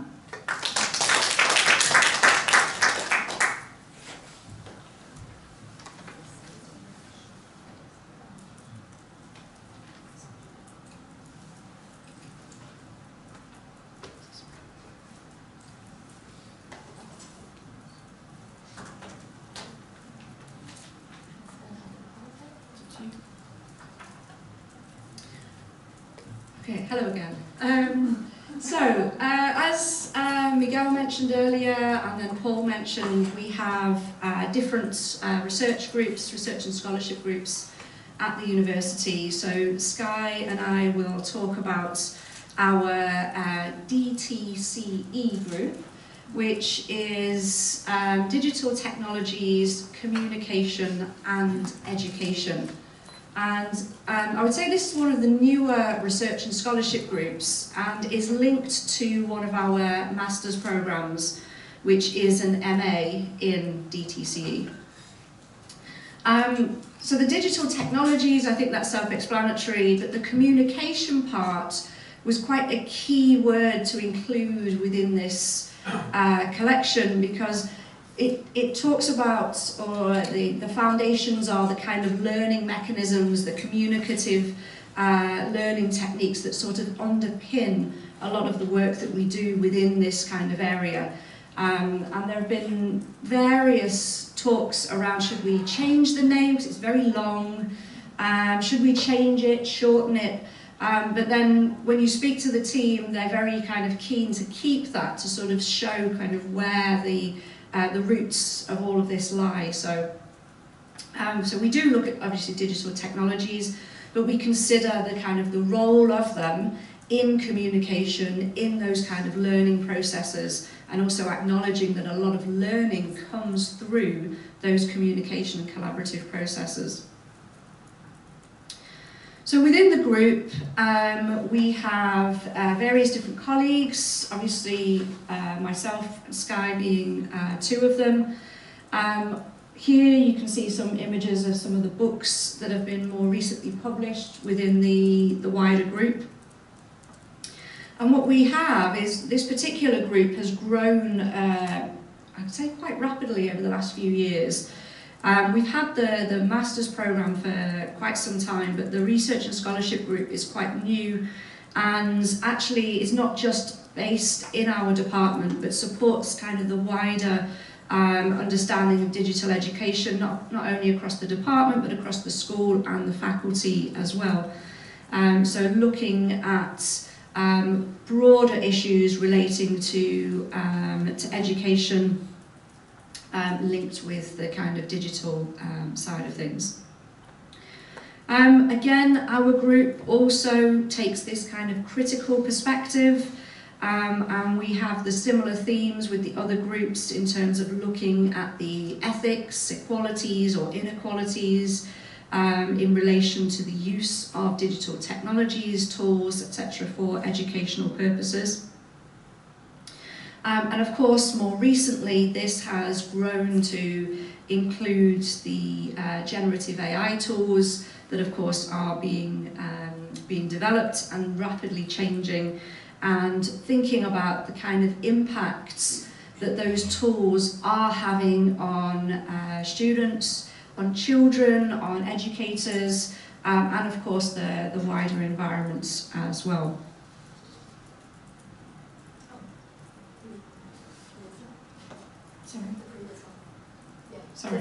Sorry, just to add a little bit, both me and Heather belong to HE group and DTCE group.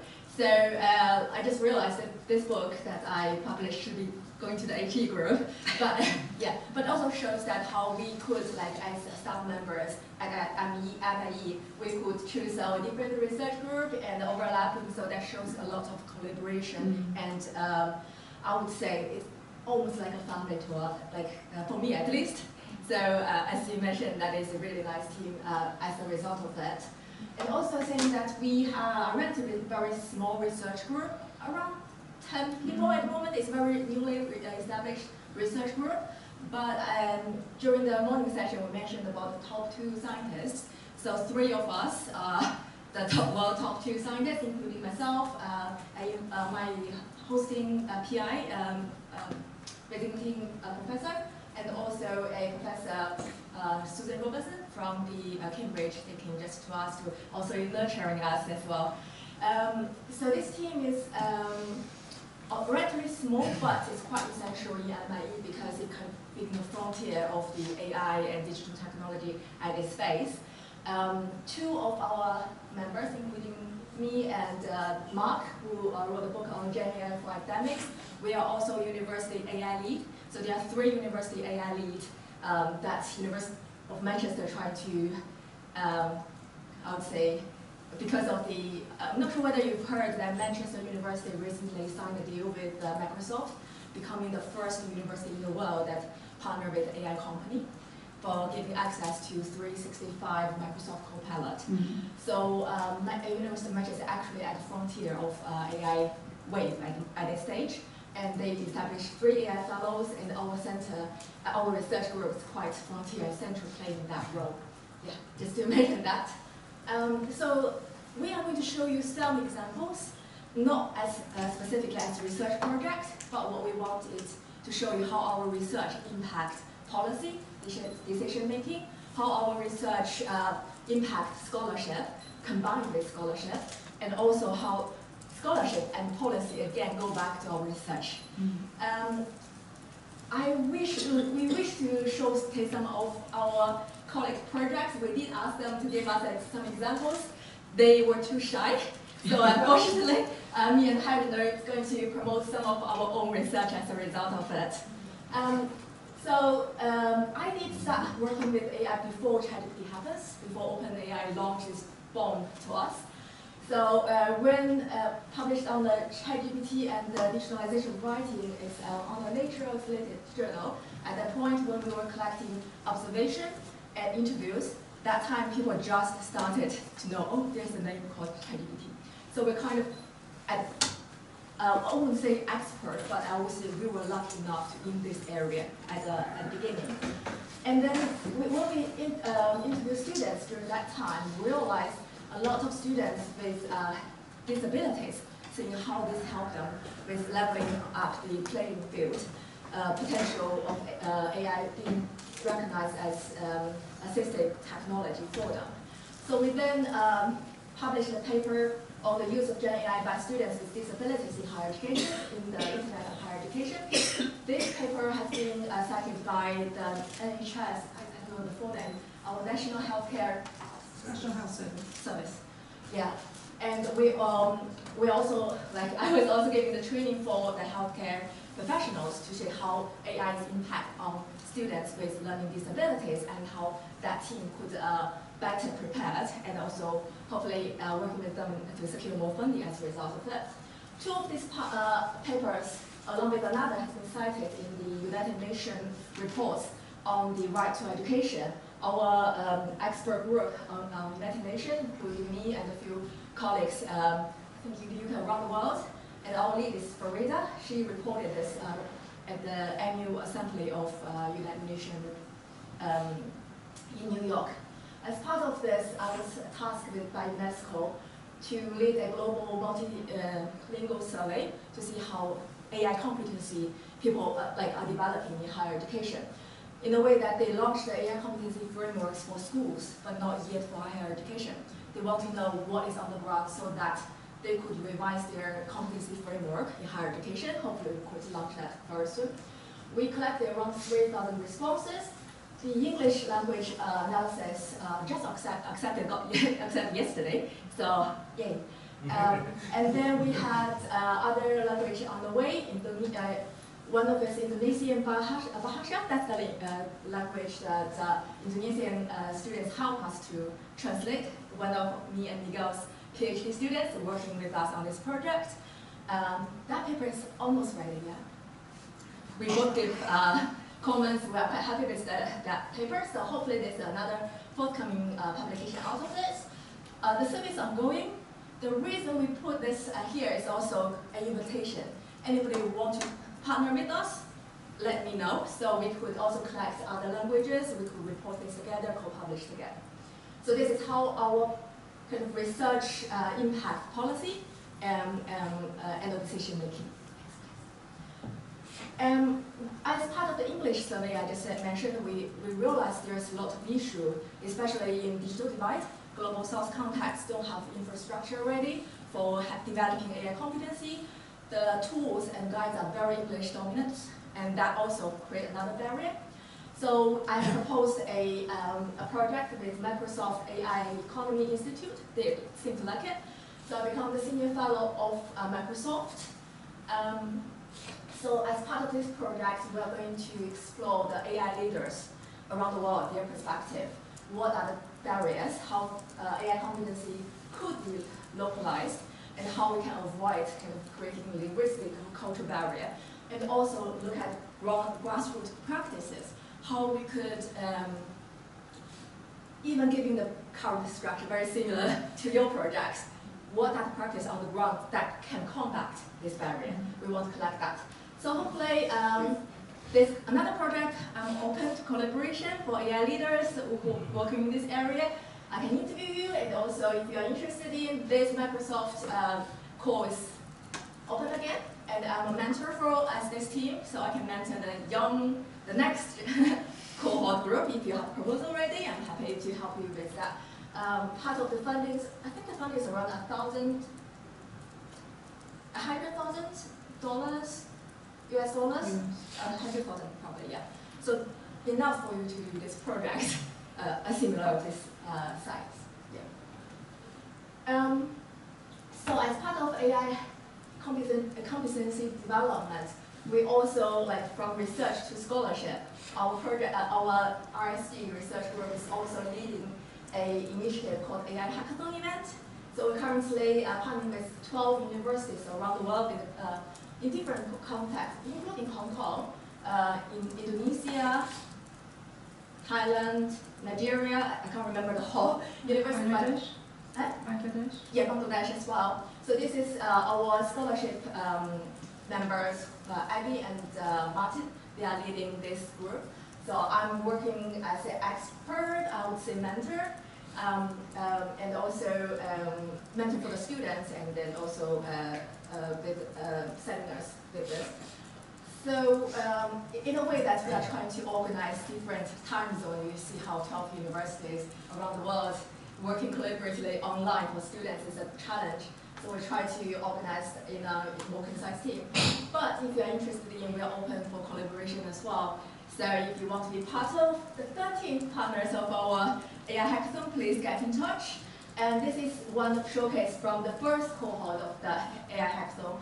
These are done by our Manchester University students plus a university from Bangladesh, showing how how they instruct teachers to teach students better to reflect on their AI. In a way, they are subtly saying teachers are lagging behind on AI technology, and you're teaching us. This is our postgraduate students, right? Postgraduate DTC program students plus 3 universities in Bangladesh context. So they work online, and then this one is one of my mentor group. They win the first prize, so that's why I put it here. Yes, this is how our research-led scholarship events showing impact and how we can hopefully bridge the digital divide around the world. Next, please. So along with the research, which shows the AI and accessibility, AI and inclusion digital divide, me and Heather have worked on putting funding together and then got secured, and we are organizing a AI inclusion conference. So I'll leave you, Heather, if you don't mind to talk about it. Yeah. Sure. So an example of how we are bringing people together, not only to showcase what we've been doing, but also to find out what other people have been doing. Obviously, as you know, generative AI is changing very, very quickly. How people are using it, how people are experiencing it is very broad, and it's important to try and find out what other people are doing, hear the voices of other people that are using this. So as Sky mentioned, we got some funding and we have put together a conference. The QR code at the top will take you to the basic information that's available at the moment, if you were interested. This is happening in June, so of course we're still in preparation with the final organisations and putting the panel, and we've had the call for papers has now closed, so we're trying to put together a programme, but it should be an interesting programme that's exploring how the balance or not with the equity, access and innovation. And of course what we're seeing from the abstracts and the comments that people are putting together is there's almost this kind of, some people are really happy with things and other people it's really not working, and there seems to be this huge divide with what's going on. So we're trying to explore these kind of ideas of thinking about how AI might be designed to support diverse learners, and hopefully to try and reduce that kind of digital divide. We're hoping to have various panels in the conference to not only present the information but also explore how we might take things forwards. Along with that, we have a special issue that's linked with the Journal of Education Technology, and we'll be putting together another special issue that is linked specifically with the conference presentations that are happening. So again, another example of sort of how the research, the impact, the scholarship sort of all linking together. Can I just go back? Of course, sorry. Also the policy. So this conference we have been inviting UNESCO, HED, JISC, Microsoft, researchers, accessibility officers, NHS, so and students as well. So in a way, we want to bring policy, education development, practitioners, researchers, and users together as a common ground. And this is the first conference. And again, we are open to partnership. So I think Dean Fan has mentioned his interest in collaborating in academic conferences. We do hope that next year we could see you here for the second one, if possible. But of course, we can also do it next year, host in Manchester.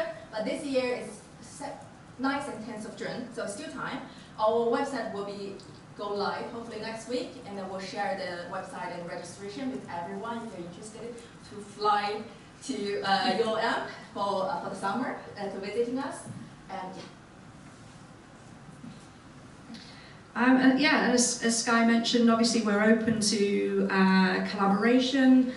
Here are some of the things that we're kind of interested in, but of course a lot of these ideas can be very broad, but with the technology, with the constant changes, the rapid developments, I'm sure there's always going to be new things to explore, new things that we haven't thought about. And again, as has already been mentioned this afternoon, the idea of context is so important, which is also why we're trying to bring in voices from different regions, from different contexts as well. So if you have any questions, obviously please let us know, but also if you want to connect with us or drop us an email, that's all possible too. Thank you very much. hopefully we're on time. Yes, we have about 10 minutes, so we're now open for any questions. If you have a question, please kindly raise your hand. Sorry, we didn't present a research paper because we were not sure whether we should present on behalf of the group and the collaboration opportunity, or do we present a research publication. We choose D first, but we do hope that these open opportunities for future collaboration. Any questions? If not, so thank you once again for your wonderful presentation, and please be seated. Thank you. Thank you.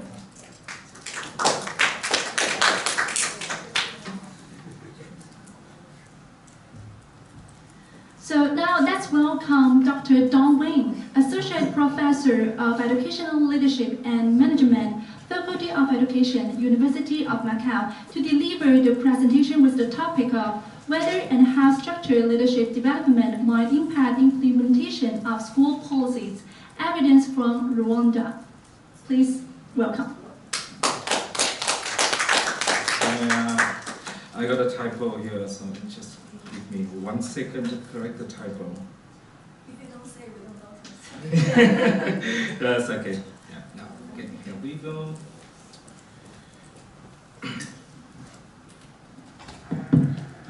Good afternoon, colleagues. My name is Dong Wei An. I'm an associate professor in education, leadership, and management.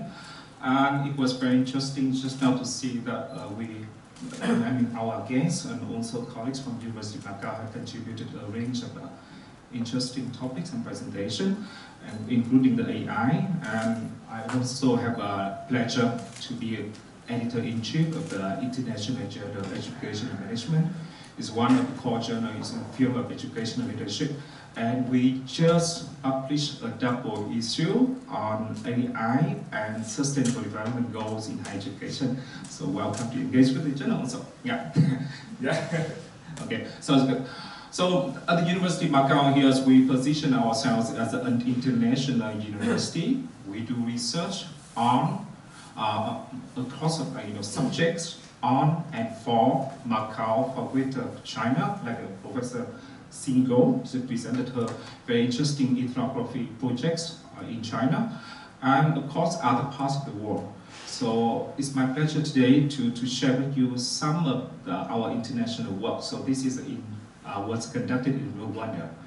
And with this is a 2-year research project. It's a huge project with a huge team. So me as a principal investigator with other colleagues from academics from University of Birmingham, University of Leicester in the UK, and colleagues from VVOB in Belgium and in Rwanda, and with the support of 20 enumerator and evaluator in Rwanda, and the participation of more than around 300 schools with 300 school leaders, principals, 1,000 teachers, and around 7,000 students participating in this project. So I just want to share with you some of the evidence we have identified, and this focus on the impact of structure leadership development. Yeah. So just a bit about the Republic of Rwanda. It is small countries, but it's clean and very safe countries. I visited the countries, I really liked the country, it was very safe, and it was located in the center of Africa, and it has 30 districts, so our research covers 16 districts, so half of the countries. And of course, to make it possible is thanks to the funding from the Belgian government, from VVOB Belgium. And the population, it has up to around 30 million people in the countries, and official languages, including English. Yeah. So just want to share with you from the literature, here are the key pathways and interrelated pathway of school leadership impact. And we know that as school leader have potential to influence the learning and teaching outcome 4 interrelated pathways here. So number 1, and is a very clearly evidenced in the literature, is through supporting teacher professional development, their well-being, and to retain the best teachers in schools. And also improving instructional programs, and developing organizational vision, culture, and structure, and building family and school partnerships. From the very short slide, you can see that a huge demands on the roles of school leaders, on the roles of principals. Some of these demands might be competing. So this is to say that we are not born as effective leader. We need support. School leader needs support. And one of the support is through a structured, rigorous leadership development program. So this is very focused, but of course, it doesn't guarantee that we have a good game from any program. So one must be robustly designed, inclusively designed, yeah, and delivered, of course. So this is why that we were commissioned to the research to see that the impact of the very flagship nationwide leadership development program for new principals in Rwanda, and to inform the countries of the next step, how to make the program even better for the country. And here there's some key characteristics of high quality CBD, so the continuing professional development for school leaders, and most of the literature is from the US so far. And it should have a strong links with the professional standards of the countries or the regions. And the strong elements of individualized mentoring and coaching, and collaborative learning and networking through communities of principals. So during, but also after the program. All right. And the focus of the content focus on the managing a data-driven change, building collegial and collaborative cultures and structures, and improving school-wide instructions, and meeting diverse needs of learners and staff, especially international schools. So this is some characteristics of the leadership development program we evaluated. So it is called Diploma in Effective School Leadership, DESL. Yeah. So here, based on our analysis of many documentations, of interviews, and a survey, so we identified here the 7 characteristics of the Diploma in Effective School Leadership in Rwanda. So number one, it has a clear link with the Rwanda national standard for effective school leadership. And they developed this with the support of the Belgium also. And for your information, it was colonized by Belgium in the past. Yeah, some countries. Yeah. So, and then engage in blended learning modality. So it has both face-to-face and online learning elements, and employing a situated learning approach in the sense that it supports the new school leaders, and novice principals, develop and implement their own school improvement plan for 1 year. So that's what's called SIP, and it provides relatively structured guidance for trainers. And most of the trainers here are from the University of Rwanda. It's the flagship university of the country. But the development of the program is through collaboration of external parties also, so including the Belgium and BVOB Belgium. Yeah. And it utilizes a diversity of assessment types and activities on here. And VVOB, they also invest a huge amount of resources in monitor and evaluate teaching and learning activities. So actually our very key question here is we want to see that any potential impact of participation of school leaders participation in the DESF program. Yeah. Number one, their leadership practices. Number two, the teaching and teacher and teaching outcomes, and of course, ultimately, learning outcomes, student learning outcome. And to do this, we use a quasi-experimental design, pre and post design, comparing the changes in the school, in 147 schools in the interventions group. So in this school, their school leader participated in the CBD program. And compare with the other group. So comparison group, so we have 149 schools in that group. So in this school, so their principal never attended any training programs, formal training programs. So we want to see the changes. And this is so you can see some demographics of the school participating here. So most of them are in rural area and some in the urban areas. And here the map of the country. So the country has 30 districts. Yeah, so this is the map where we cover the school. So 16 districts, our research covered in 16 districts. Yeah, that's it. And sources of data, yeah, so it took quite a long time and a lot of efforts to collect data. So we threw 2 tools of data collection. And one is from school and leadership assessment tool. So it's based on interview with school leader, with teacher, and with student of all of this school. And based on our analysis of documentation and observation. So I myself also paid visit to these schools, some of the very rural schools. And then teacher survey, so we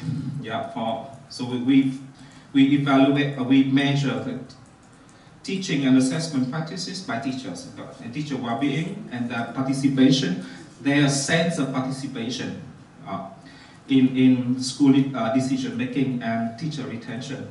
And for the student, we also have a student well-being survey. So let's see what are the potential impact here. Overall, in the first 12 months, yeah, so we identify the positive impact on principals' leadership practices and their implementation of the school improvement plan, because the school improvement plan for each school was a part of the program. So and we can see the effect size here, yeah, in the first 12 months, yeah. So the impact image from the first 12 months. And here we evaluated also so here we got 12 evaluation indicators. Okay, overall there's positive impact, but the impact for each indicator differs.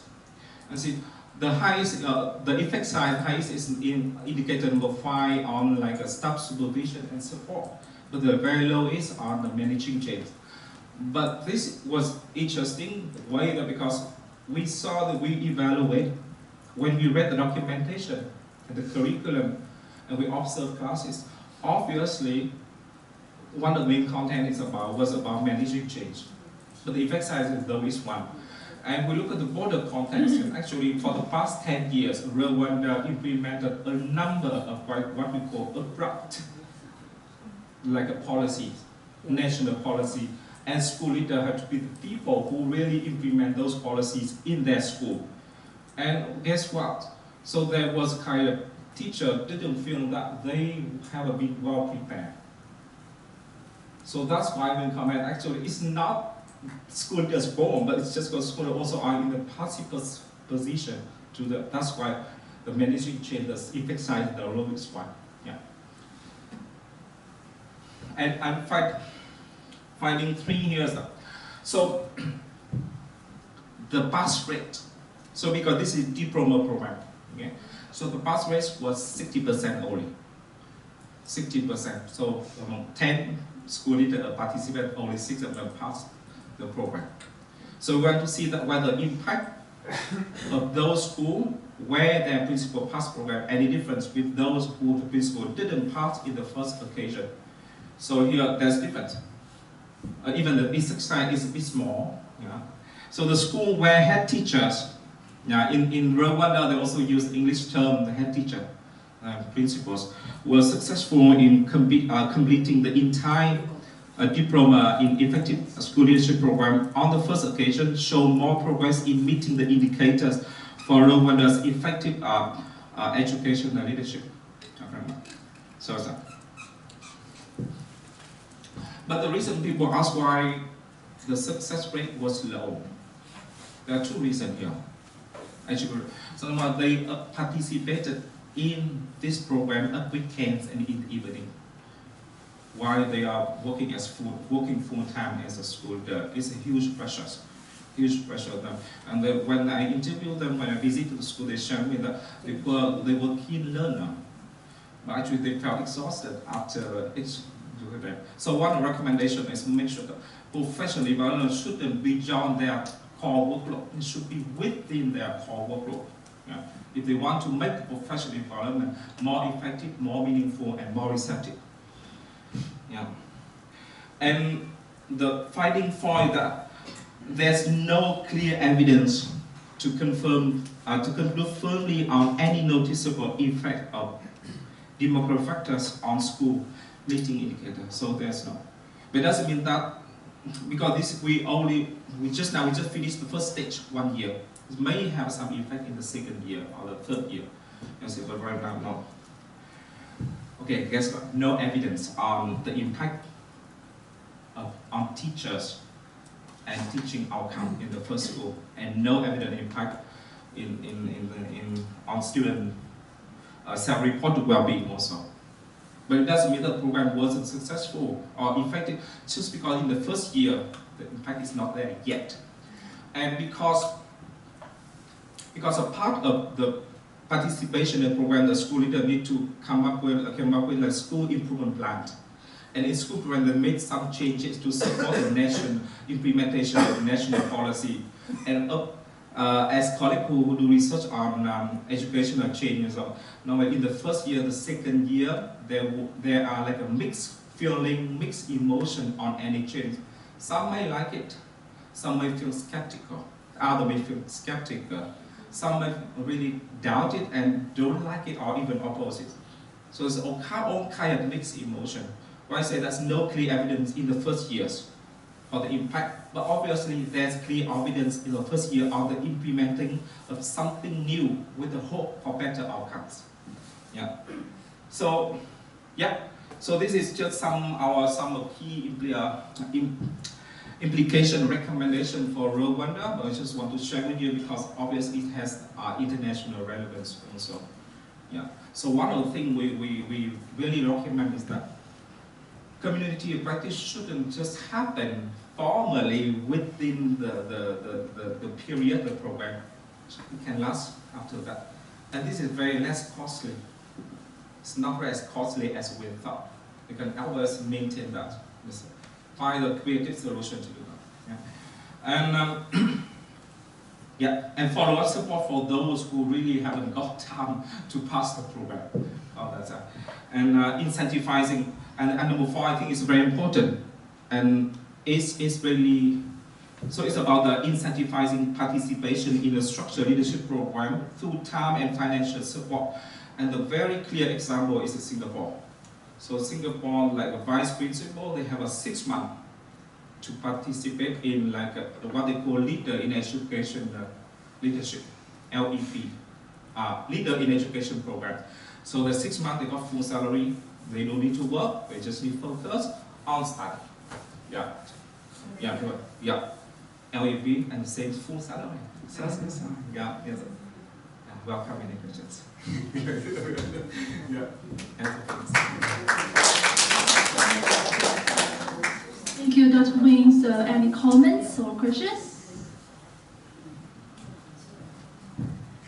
And so if not, please join me thanking Dr. Wing for your wonderful presentation. And please be seated.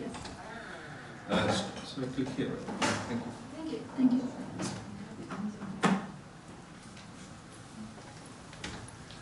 So next, let's welcome Dr. Biyun Zhu and Dr. Cheng Helen Chen. Dr. Zhu is a lecturer in cultural policy and governance at the Manchester Institute of Education, University of Manchester. Dr. Chen is a ESRC Fellow at the Manchester Institute of Education, University of Manchester. The title of the speech is Cultural Diplomacy and Intercultural Communication. Please welcome.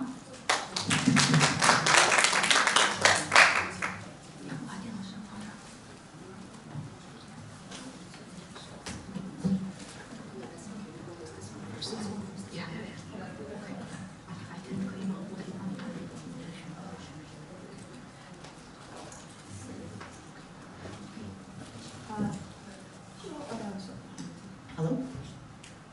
Thank you for having us today. Me and Biyun, my name is Helen Chan, and Biyun, we are talking about cultural diplomacy and intercultural communication. And actually, we've kind of been grouped together as something that's slightly different from kind of the education focus that we've been talking about so far. And actually, Biyun is actually not from the Manchester Institute of Education, but she's from the neighbouring school. And so a lot of our I can introduce myself later. So, but I am with the rest of the team from Manchester Institute of Education, and I will be kind of splitting our talk a little bit. So I'm going to talk first about intercultural communication, and then linked to that, we'll talk about cultural diplomacy. So, intercultural communication. I'm going to quickly talk about, first of all, what is it? What is intercultural communication? And I'll talk about kind of how people do intercultural research, and then kind of following all the Manchester themes today, we're talking about the critical turn and how we do critical research in intercultural communication, and the teaching of intercultural communication at MIE, so within our education programs, it's an interdisciplinary field, so it actually goes within a lot of our teaching in language and with international education, so it does fit in there. And finally, I'll introduce a little bit of research. So, sorry, the slides are kind of, the formatting is a little different, so maybe things are not fitting on the screen. But what is intercultural communication? So it's a very broad field, and it's traditionally been focused on the study which examines how people from different cultural backgrounds communicate, interpret meaning, and negotiate relationships. And it looks at how language, values, identities, and social norms shape interaction. So that's kind of the general meaning of it. But traditionally, a lot of the intercultural research has been focused on when people from different cultures interact. So for example, we'll have research that looks at what happens when Chinese students meet with British students, and what happens in that engagement. And quite often, it's been focused on notions of fixed culture. Do I have a slide about that? Okay, yes, that was the next slide. So quite often, in a lot of contexts, the intercultural has been synonymous with cross-cultural, and I think very often when we're trying to look at what's happening in intercultural communication within the Chinese language research, actually we talk about, is it 跨文化? And quite often there's no kind of difference between the intercultural and the cross-cultural. It's very often being seen as the same thing. Whereas I think we make a distinction in a lot of the English literature. So we made an example here about, yes, very often we've looked at what happens when two different groups of people engage, and we look at things like cultural dimensions. So I don't know if a lot of you have heard of the work of Hofstede. We talk about cultural dimensions, and you'll read in the research that, for example, my research mainly focuses on family and migration. And so when we look at research on family migration, we see, okay, what happens when a Chinese family migrates to like a Western country, such as the UK or America, Australia, and they talk about these challenges, and it's quite often been characterized as it's difficult because when a family comes from a collectivist society and they're trying to adapt to an individualistic society, that there are barriers, and that's why there are tensions, and that's why there are miscommunications. So what we say is that is quite an essentialist way of understanding culture as being fixed. However, there is a place for that kind of work. For example, Hofstede's work quite often is used in management, marketing, business, because actually we need that kind of large data and kind of these generalizations to understand how to engage. But when we're looking at individuals and families and kind of like interpersonal relationships, it's actually sometimes we say these kind of large fixed notions of culture are not actually helping to solve the problem, that we're actually leading to stereotyping. And we blame kind of fixed notions, and so it's not often really helping the situation. So what a lot of me and the people that I work with and the research teams that we have at Manchester, we're more looking at what we call the critical turn. So following all the people who have spoken from Manchester, you know, I think critical has been a very key word. We also have this critical research. And so we generally look at a non-essentialist way of understanding cultures, where cultures are not fixed and they're not necessarily tied to nationalities or location. And that we talk about cultures as being fluid and dynamic. And so we look at often the work of Adrian Holiday, who is an academic who is based in the UK, and who does a lot of work discussing this idea of what he calls small cultures. So he coins this as small cultures, as cultures which emerge. It's about emergent behaviors of any group of individuals. And his work started off in the ESL classroom. So actually my background is also as an English language teacher. So a lot of this work was based in the education context. It was talking about what is happening in an English language classroom. And it became quite problematic, because when you're looking at like a classroom of English learners, maybe the context is based in the UK, maybe this is in England, but it's not necessarily an English culture of learning, because the learners are from many different places, and maybe even the teacher is not necessarily from the UK. So we're looking at the cultures of that classroom, the cultures of learning. It depends on the individuals, it depends on and this year may be different to next year, but also it's very much shaped by the institution, it's shaped by, so the Englishness maybe does have that impact because you're based in an English institution with their policies and, you know, their rules around assessment. So obviously it is shaped by that as well. And what Holiday says, that small cultures is kind of in relation to large cultures. So this idea that the more essentialist paradigm is to understand culture as fixed and engagement. So yeah, so that's what so a small cultures understands culture as emergent, dynamic, and shaped by the group members. And this is very much the kind of the paradigm that a lot of the work from Manchester kind of comes from. So I want to talk a little bit about intercultural communication at University of Manchester. So intercultural communication actually goes into a lot of our teaching within the MI, within Manchester Institute of Education. So we have, for example, on our undergraduate programs, we have a unit called intercultural learning, which is basically the foundations of what I was just talking about. And then we also have it across the postgraduate masters as well. So we have intercultural communication education, language education as intercultural practice, intercultural engagement at work in communities. So yeah, you can see there's actually quite a lot of units where we find this is quite an important, it provides kind of theory and concepts to understand what's happening in the classroom from a more non-essentialist way. We also have research groups based, so unlike before, a lot of my colleagues talked about the research groups within MIE. There's a group of us which we call ourselves LANTEM, which is the Language Teacher Education Research Network, which basically is a group of people who used to be language teachers or are still language teachers.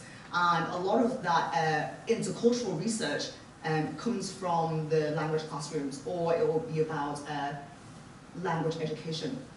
And so we are kind of a subgroup of the Power, Inequality and Activism Research Group. And that is a larger research group which is interested in any kinds of inequalities.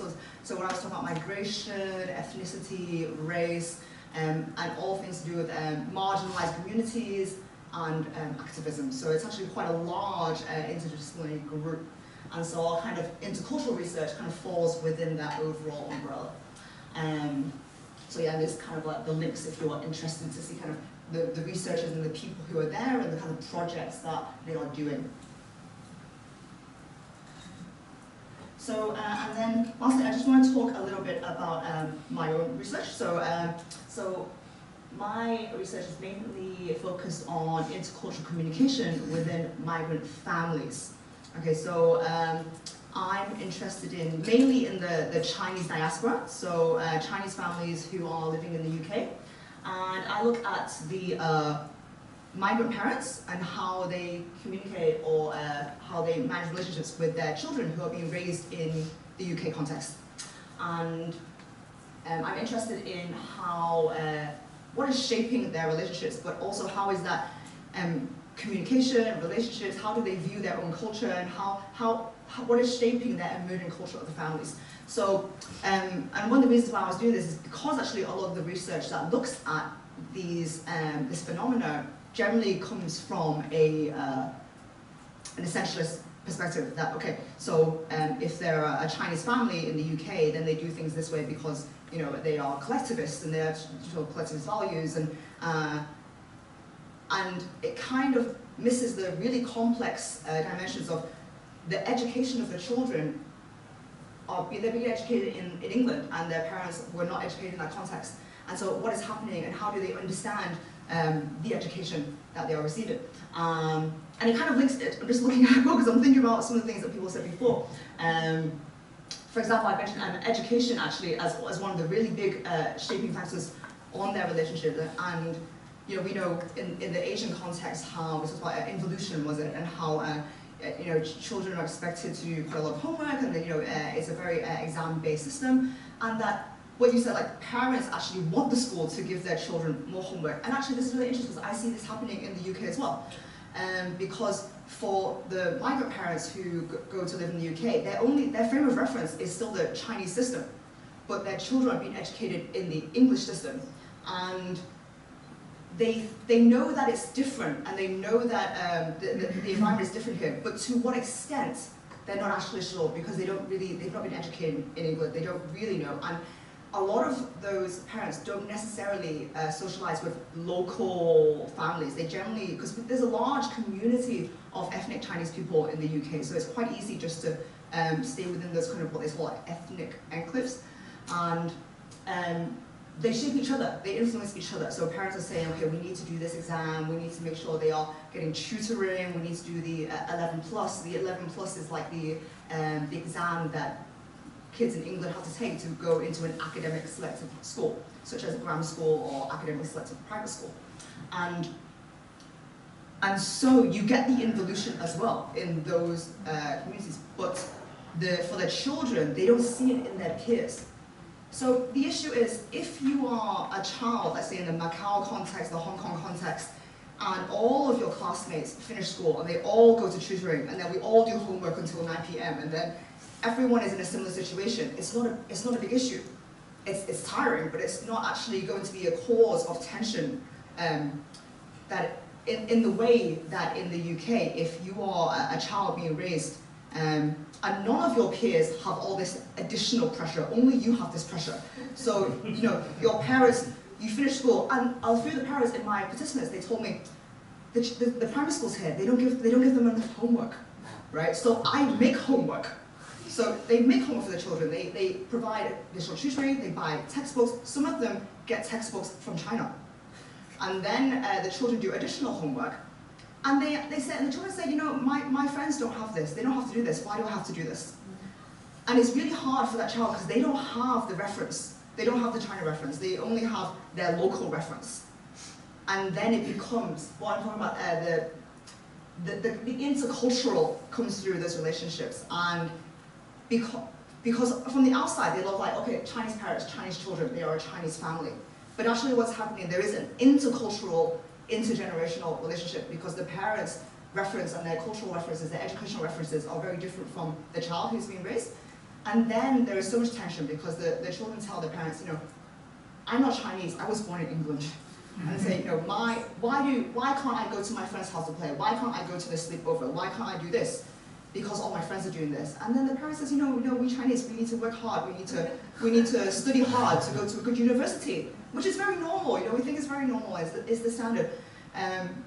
But it's really hard for that 10-year-old to really understand that. And so this is what we're talking about, this intercultural dynamic which is coming through, and how do they understand what is their family culture and what is the culture of my parents, what is the culture of my children, and what is shaping that. And we talk about actually the large culture, the essentialist notion of culture also plays a role because what do you hear about Chinese culture in the society? What are people telling you about what it is to be Chinese? And the children hear, oh, you know, I'm Chinese, I'm supposed to be good at maths. Because that's what the society is telling you. It's in the media, it's in the newspapers, it's in the movies. You know, our Chinese students are really clever, and I'm supposed to be like that.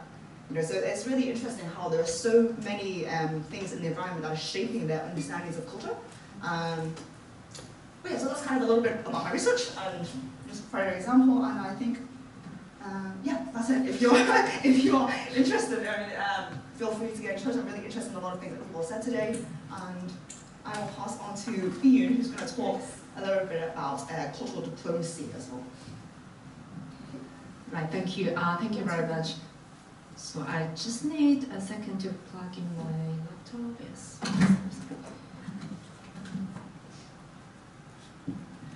Okay, so just to introduce myself maybe a little bit further. So as Helen has introduced, I'm not part of the MIE, but I'm part of the University of Manchester, but we are in the same faculty, so we are all in the Faculty of Humanities. So I belong to another institute, it's called Institute for Cultural Practice. So my research, that's why, is slightly far away from education, but I do think there is some aspect in my research relates to education very closely. So today I am going to talk about this intersection between cultural diplomacy and actually international education program. So my name is Biyun Zhu. I'm a lecturer in cultural policy and governance. My research focuses on cultural policy, comparative cultural policy, and especially to look at policy learning, policy transfer, and policy diffusion. And one of the elements in that is actually this kind of international cultural institutions. And sometimes people would also, you know, call them educational institutions. So I will give you some of the examples later on. But for example, British Council, the Fulbright program, so those are the programs and the organizations that I have looked at and researched in my previous projects. Okay, so just to start with, I would like to give you two definitions of this very same concept of cultural diplomacy. So cultural diplomacy is a very, very interdisciplinary concept, and then you would see scholars from various disciplines researching on this subject. So you will have scholars from communication, political science, in particular international relations, and of course sometimes you would also see scholars from education who do research on this subject. But sometimes people would tend to use the term education diplomacy, you know, like I think from your field, instead of using the term cultural diplomacy. So I'm sticking to the term cultural diplomacy because of my discipline, and also because, you know, I do think culture is a more encompassing term. Okay, so the two definitions for the same term. So the first one is by Cummings. So it says, Cultural diplomacy is the exchange of ideas, information, art, and other aspects of culture among nations and their peoples to foster mutual understanding. So if you look at that definition, it's actually pretty close to what Helen talked about as intercultural or cross-cultural or cross-national communication, right? It doesn't say anything about the actors involved. It doesn't say anything about the end goals or the purposes of doing this kind of international cultural exchanges. And then on your right-hand side, you have another definition by Call. So it says cultural diplomacy is an actor's attempt to manage the international environment through making its cultural resources and achievements known overseas and or facilitating cultural transmission abroad. So different from the definition on your left-hand side, what I've highlighted here is the specific purpose to use, I don't know what, okay, thank you. So to use cultural resources to deliver foreign policy goals, right? Is to manage international environment. So there is this kind of political agenda articulated in this definition. So these are the two definitions.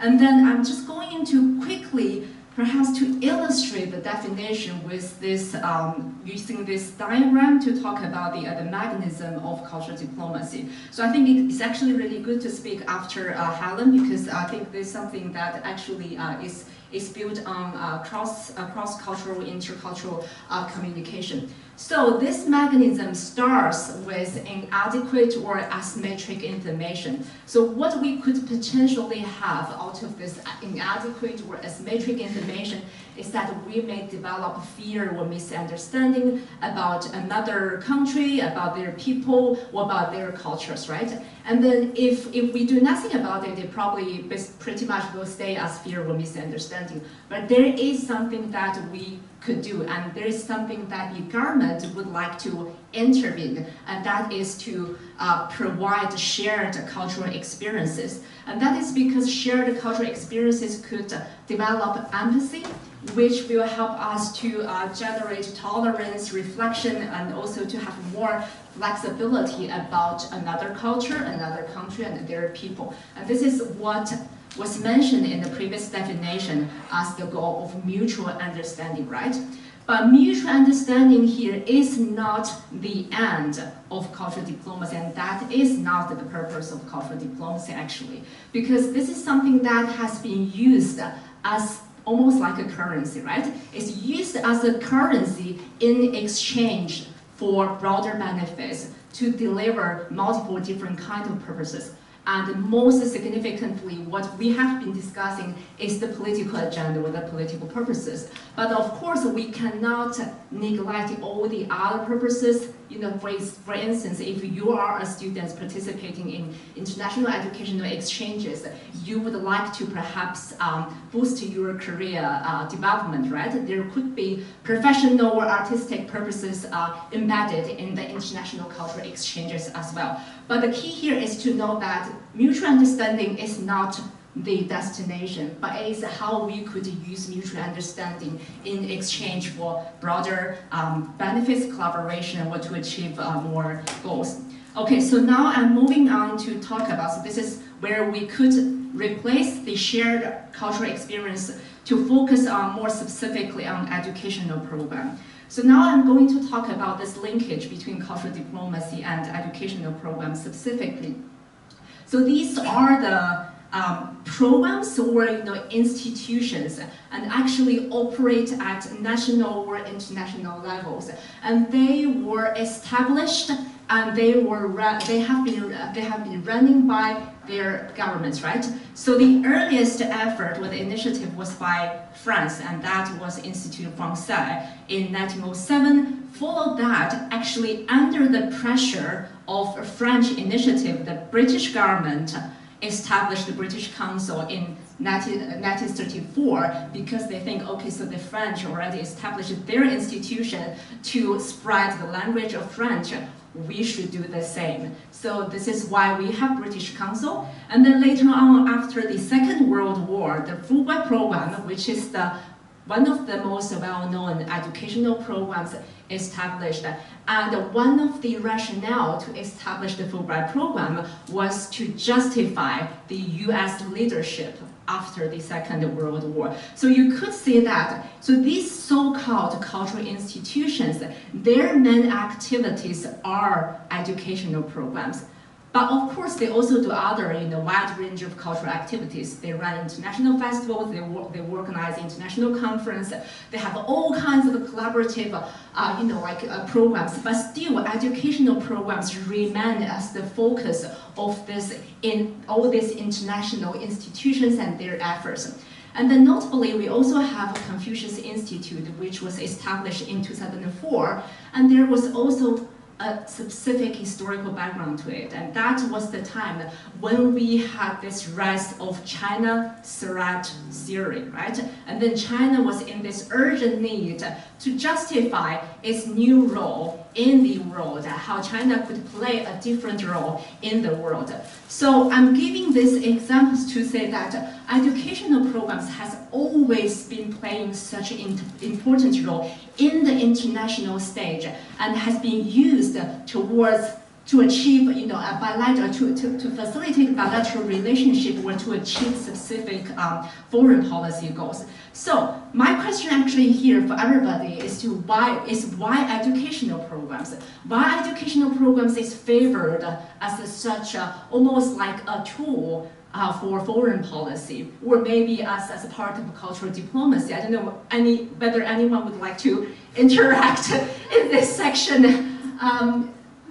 I don't have full answer. Maybe this is something that we actually could collaborate, in terms of to explore why educational programs have been used. There has been a lot of discussions, and definitely I could speak to some of that later on. But I want to briefly first to share with you this quote. This is something said by the Saanich Fulbright, right? So who set up the Fulbright program, right, after the Second World War? And he said, "Cultural exchange is an alternative to traditional foreign policy. Then cultural and especially educational exchange, indeed cultural diplomacy, must continue to champion pluralism based on excellence." So this is his rationale, right? And why he wanted to set up Fulbright program. But of course, this was just one of the justifications that he gave, right? There was other reasons, for instance, that the United States had a lot of wartime surplus overseas. And then the Fulbright program was a really, really good cause to utilize those wartime surplus. And also one of my understanding and my argument why educational programs have been used widely by governments is because it's such a goodwill cause, goodwill program, and it's easy to mobilize political support, and it's easy to gain public support no matter, it's just not only domestically, but also internationally. And one thing that I also want to highlight, and this is something that I think probably mentioned previously by some of our speakers as well, is this unique multiplier effects of cultural diplomacy and especially educational program, is that they are very effective in terms of developing mutual understanding, because for anyone, no matter you are students or scholars who are part of this educational program, you are not only yourself who are benefiting from the program, but you would talk with your classmates, you will talk with your neighbors, you will talk with your families. So there is this kind of a long-lasting effects or the multiplier effects which cannot be measured, right? And it's all together, collectively, it will create a more favorable psychological environment for a country to operate in another country. So this is what is called a multiplier effects. And then this also produced something that I think previously mentioned by our speakers, which is, this kind of educational programs, they are very difficult to measure. So I just want to end my presentation perhaps with some of the unique challenges of operating this kind of international educational programs.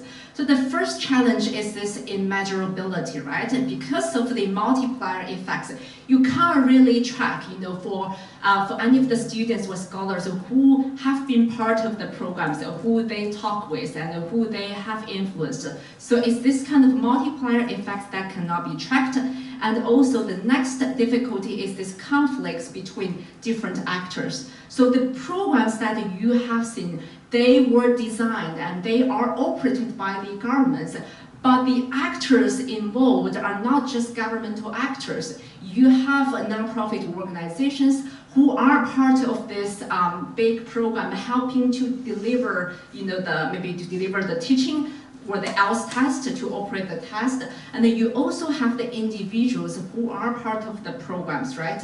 So these different actors, they have different agendas or goals. The governments, they have political purpose. The non-profit or the or maybe for-profit companies, they have their organizational purpose that they want to sustain themselves. But as individuals, as scholars or students, we also have our career goals. So it's how to navigate the different interests could be another challenge for operating international cultural program. So lastly, so I'm just going to skip the increasing cost, but then I would like to talk about legitimacy as the last challenge for international educational program. Because these educational programs, they all have governments behind, right? And then these governments, they have different ideologies. So that's why the legitimacy is always a concern of the recipient country. So Confucius Institute is a really good example, right? And then the majority of the Confucius Institute has already been closed in the US, especially after the publishment of the National Defense Authorization Act. So it's really this kind of, the conflicts of ideology would influence the governance of international educational programs.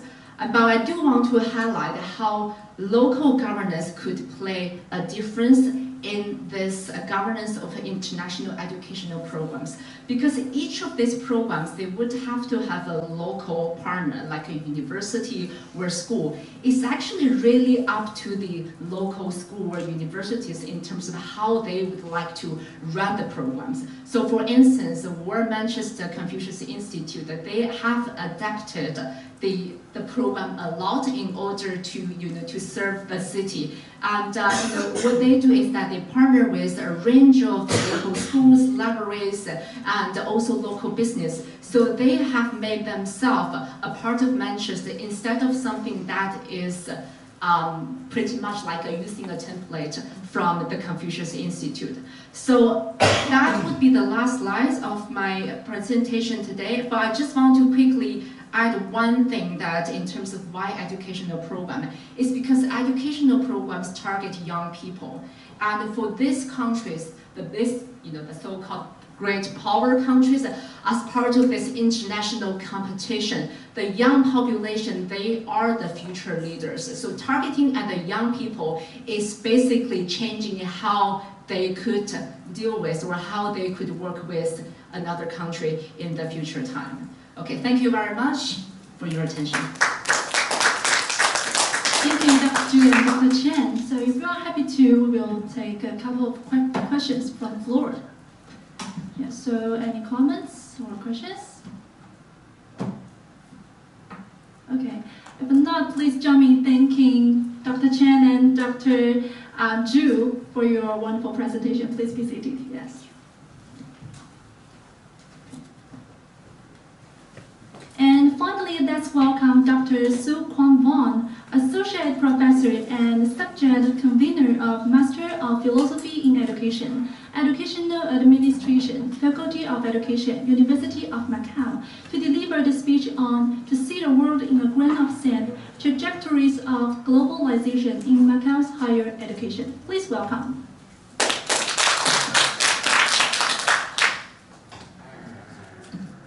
Hello, it's a long day. So can you imagine how I feel, at this last presentation? Very tired. Yeah. So thank you for Helen and Bi Yun kicking off the cultural and intercultural issue. So, bem-vindos a Macau, bem-vindos à Universidade de Macau, bem-vindos à Faculdade de Educação. So, welcome to Macau, welcome to University of Macau, and welcome to our faculty. So, this is the Portuguese. So, I promise I'm not going to present it in Portuguese, so relax. All right. So, this is the topic. I'm not quite sure if you're familiar with this quote.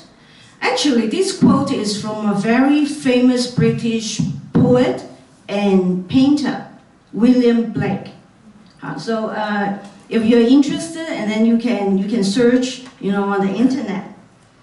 So today I'm presenting To See a World in a Grain of Sand, the trajectories of globalization in Macau's higher education. So I'm making use of the metaphor to tell about the story between Macau and the global world.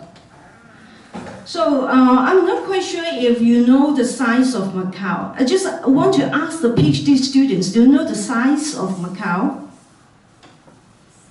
Very small. So it's about 33 square kilometers. Oops. Disappear. So try to conceptualize the area. Our campus is 1.1 square kilometers. So it means that if you stay in our campus, and you can imagine 30 times of the campus. So this is Macau. Okay. Well, despite the small territory, I think the history, particularly the education history of Macau, reflects a very interesting global shift. So this is why I want to connect Macau with globalization.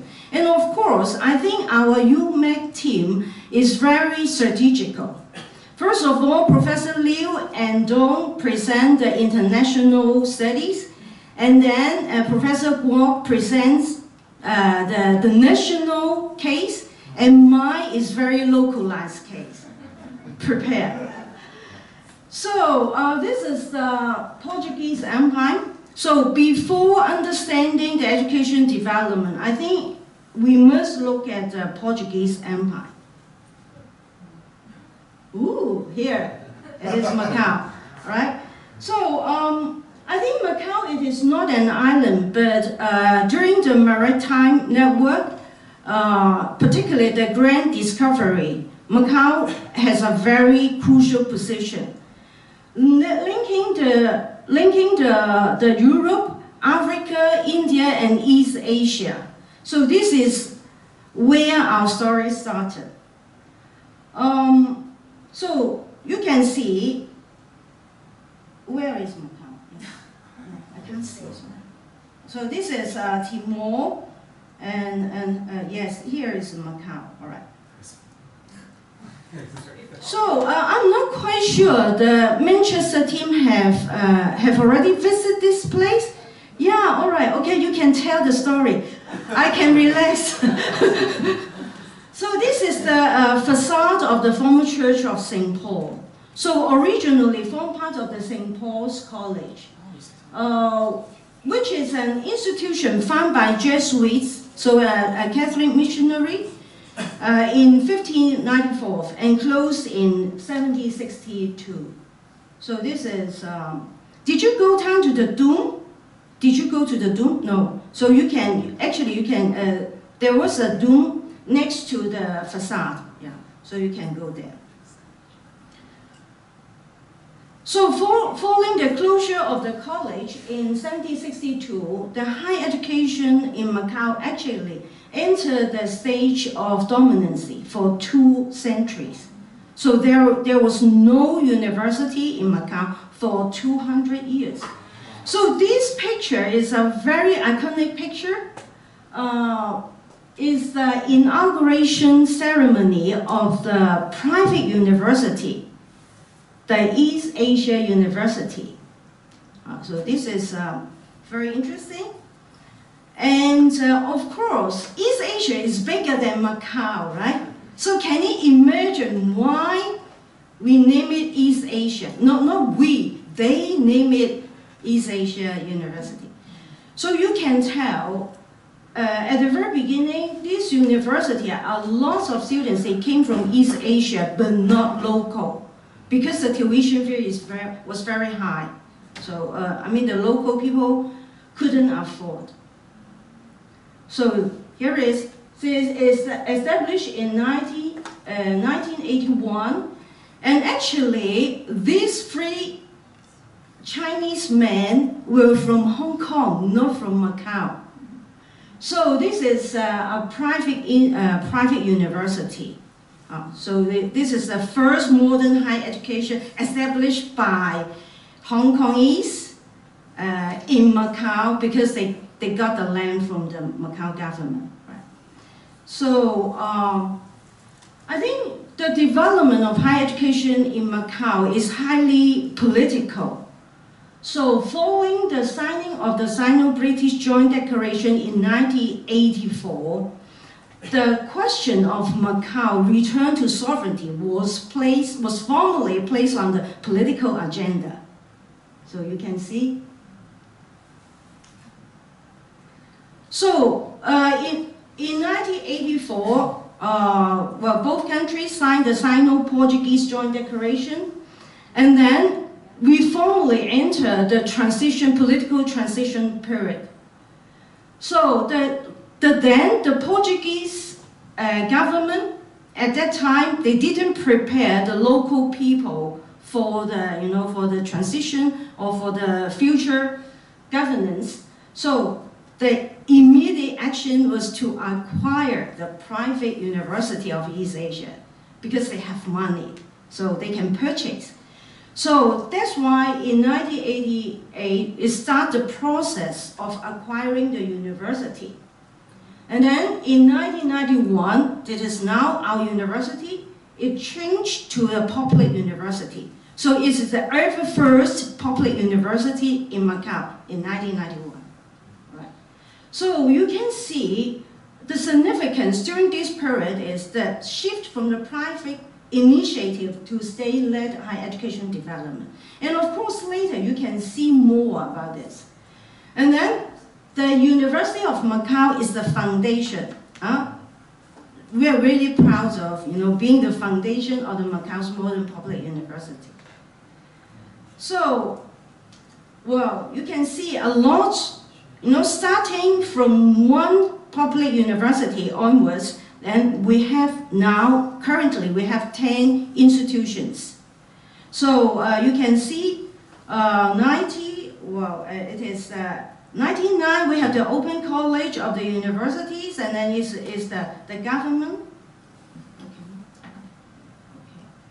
And then we have the Open College for the University of East Asia, because they still want to, to keep their university, but they turn it into a private one. And then they renamed the university, and actually the East Asia University also broke into the Macau Polytechnic Institute, and now rename it as the university as well. And also we have the United Nations. So we have a lot. I think next time the Manchester group can actually organize an excursion on try to visit the higher education spots in Macau.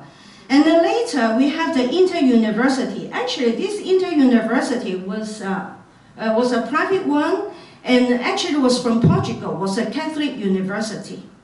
So now they rename it as the St. Joseph University. So within this period, you can see an intensity of higher education, a very big, rapid expansion in Macau. Can you see why? Why there is such an expansion? because nobody promised what will happen after the handover, so it would be better enhanced than imagination, right? So they try to establish everything before the political transition, all right? So after the post-handover, there is a very vast expansion of higher education. I think unlike the development in global world, where a lot of universities actually face the declining of funding.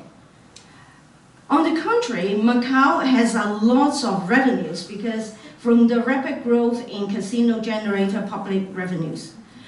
Particularly after the deregulation of casino license in 202, so we have a lot of revenue, and I think in 2005 we surpassed I think the Singapore, so to the third of the GDP. So I think we have a very we are very rich, and but not now, and we have the political support from Beijing. And of course, in 2009, it is a very strategic turning point. This is a place now we are staying. This is a Hangqin. So we signed actually the mainland China signed a contract and released the land Hangqin to Yumen. So this development is quite I think it is quite new. And it is quite innovative in a way, because afterwards you can see we are going to build a university town in Hangqin, not here, but across the border.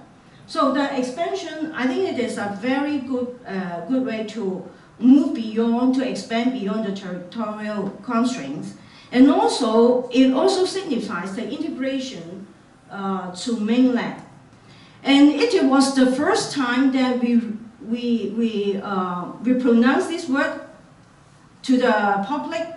We are going to develop a world-class university. So actually, we adopt the slogan from mainland, right? So this is after the handover, and also there is a way to integrate to the GBA. As Professor Fan mentioned something about the GBA.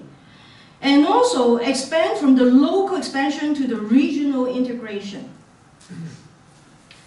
And also we are much aligned with national policy. So we just try to develop a medium and long-term aligned development plan aligned with the national plan. All right. So the significance is to embedding Macau higher education within a national and regional innovation framework. And also deepening the GBD, so that is the cross-border academic collaboration and mobility. So by saying that, we are not limiting, to going to the intra-development. We also try to make use of the inter-development, that is the internationalization, right? So again, in line with this, we also develop something. As you can see in the middle, we have remodernation of governance and regulations. So the ever first higher education law was implemented in 1991. So after 26 years, the higher education law was promulgated in 2017. Okay, so we also went through some kind of modernization. And also, you can see, we try to develop the systematic quality enhancement. So the government tried to have more intervention on curriculum or on programs development, and also sometimes recruitment of academic staff. So this is the intra, and this is the localized governance. And also, this is the part more international positioning.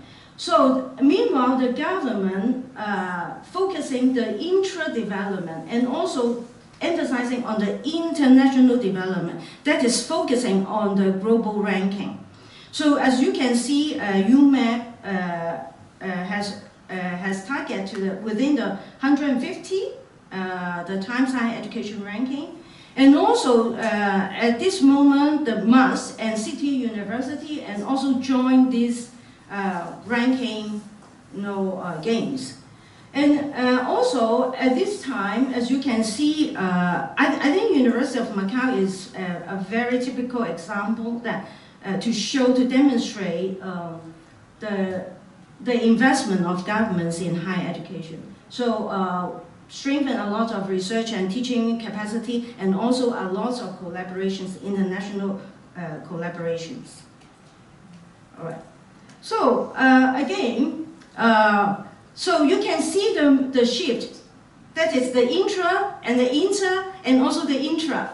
So you can see the movement. Again, the Greater Bay Area integration. So the alignment. So actually now is this meeting time in Beijing. So the plan of 14.5 is again on the agenda. So possibly Macau and Hong Kong, particularly in the area of higher education, are aligned with the national framework and the national policies. And also, well, this in the middle, this one in the middle is a deeper collaborations within the GBA. So we have the smarter city technologies and the Chinese. So these are the four main domains that we are going to develop. And of course, at this, the right column, which is very important, possibly next year when you come over Macau and you will see our new campus in the cross-border. So this is a major cross-border university cluster. We try to build a University of Macau, and what else? The Polytechnic, and also the University of Tourism. So we have the three public universities in that cross-border university cluster. All right. So the trajectories of globalization of Macau's higher education, I just try to summarize a little bit. So at the very beginning, it is very evident that it is early religious globalization. It's a kind of evangelization. And Macau actually served as a hub, a transnational hub.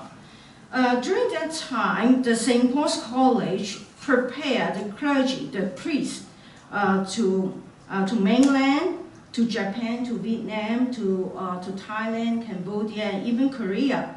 So I think we have the transnational characteristic long before, and then the end of an era, so the close down. The second, that is the modern revival of the state-led transition. So this is during the 91, the first private university, and then to the public university, to the University of Macau. And currently we have 10 institutions, but be aware of that. Normally the institution is single discipline. For instance, we have the nursing institute. So we just prepare the nurse, okay? And we have the police training higher education institute. So we just train the police. So although we have 10, it's very small scale. So the third one is the spatial expansion and the world-class ambition. So the Hanqing big breakthrough actually was taken place in 2009, and then the goal was to build a world-class university, and possibly I think we meet the target and move beyond. All right. So that is the fourth phase. That is the regional integration and the quality enhancement.